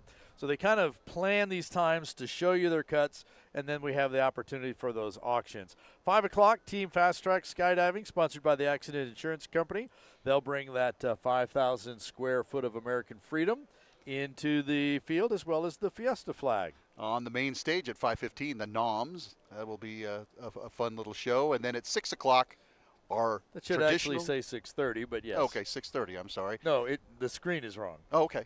That's my fault because I built that screen. All right, well, at 6:30, we're going to do the original balloon glow, which is powered by ExxonMobil, followed by another jump by Team Fast Track Skydiving, sponsored by Accident Insurance Company at 7:30. at 7:45. The drone light show sponsored by Sandia Resort and Casino. And then at 8 o'clock on the main stage, back there, right on the main street, you're going to have Black Pearl Band. And then at 8 o'clock, it's the same time, we're going to have the Afterglow fireworks. And actually, now that we've seen the drone show and the fireworks, they're kind of integrated now. Yes, they've put so some it kind of just pyrotechnics. moves right through it. And you'll be able to see all of that. Other than the bands, you'll be able to see all of that live here on Balloon Fiesta Live tonight. We'll call the glow as well. So it's going to be well, we're wrapping up this morning. What a fabulous morning it was. We've got a great evening lined up. Tomorrow starts competition. So tomorrow morning, we'll still have a little dawn patrol thing. At least it's on the schedule. And then we'll, at 7 o'clock, we don't call it a mass ascension, but it might as well be. The non-competitors will fly off, and it will be a mini mass ascension. Yeah, right? 200 to 300 or so of those balloons will fly off. The other half, and this always panics people, they see all the balloon trucks leaving the field, and they say, what's going on? Where are the balloons going? Well, that half is going at least a mile away to find a launch site to fly into the field. And typically on Monday, but we don't decide this until that morning, but typically on the first Monday we do the Sid Cutter Memorial, which means we put a little boat out there in the middle of the field, and that is the target. So these 300 balloons or so that are going to fly in are going to attempt to fly over that boat and drop a marker right on the bow of the boat. If it falls off the boat, it's like falling into the water, and you get a penalty on your score. It's really, really fun competition. It is fun. And in 1 year I flew over, and guess what I forgot in the truck? The marker. Yep. Man. The passengers that were with me, they heard a lot of awful stuff all the way to the RV park. Oh, jeez. You know, last year we had an incredible Sid Memorial Task Day. We had something like 20 markers actually on or in the boat. That doesn't count all the ones that fell off into the water or all the ones, because we also lay out what we call land masses. They're islands and a land mass, and you could take the safe throw and drop into there. It's kind of like hitting the big target. You don't get as many points as hitting that little tiny one. But the idea there is, man, it was just incredible last year. I'll be down in the middle of all that with our remote camera tomorrow, so we'll be able to bring you up close and personal competition, photos, video, and what we actually see from inside the competition area. Ted will be calling it from up here on the field as well. So we've got it all covered. Kind of a mass ascension in the morning with half our balloons in competition the rest of the morning. Yeah, and we'll get a backstory of why the Sid Cutter is built that way. We'll talk about it. Yeah. Yep, we'll talk about that as well. Competition continues on Tuesday. Mass Ascension, Flight of the Nations on Wednesday. Thursday and Friday are special shapes days. We'll feature those 126 special shapes. And in the evening, we'll do them as well with a glow. Glodios. Glodios, we call them. That's a kind of a combination of when we used to fly them in the afternoon when it was a rodeo. Then we turned it into a glow, so it became a glodio. And then Saturday, we'll do another mass ascension. Right. And then we'll do our night magic kind of farewell glow for the Fiesta. And in the middle of that, pin trading day and the awards brunch for all of our pilots. And because there's some pretty good money going to be awarded. There is. During competition. Yeah, absolutely. And then Sunday? Sunday is the final mass ascension. Well, yeah, the final. The final one. But hey, we're not even past this Sunday. We're not even past this Sunday yet. So mark your calendars for the rest of the week. And, of course, if you're always looking for Balloon Fiesta, we always start the very first Saturday in October every single year, so you can go ahead and mark your calendars at this point. Well, now you've been through 2 mornings. What do you think? Hey, let's do another evening. Let's do a full glow this evening. A full glow tonight as opposed to a half and half. So once again, the saying I came to you with, morning flights delivered again, and we're going to do glowing nights. And glowing nights. Thanks for all of you for tuning in, for chatting away with us on Facebook and on YouTube. Remember that all of our shows end up archived on balloonfiesta.com/live-stream. And if you come on out to the field, be sure and bring your earbuds with you so that you can stream our show here on the field. We have an actual audio-only stream available for you as well. Our voice is not on the PA throughout the mornings, so you'll want to bring your phones with you so that you can keep in touch with us while you're here on the field visiting this week. So with that, for Diane Kinderwater on the field and all of the great interviews and people that she brought us this morning, for Ted Mays, I'm Art Lloyd Jr. Thank you very much for watching. We'll see you tonight on Balloon Fiesta Live. So long, everybody. Bye-bye. You've been watching Balloon Fiesta Live, powered by ExxonMobil. Always in October and always in Albuquerque. This is the 52nd edition of the Albuquerque International Balloon Fiesta, the world's premier ballooning event. Want more balloon action? Visit the archive of Balloon Fiesta Live broadcasts at balloonfiesta.com. Thanks for watching Balloon Fiesta Live. This program is a production of AIBF Inc.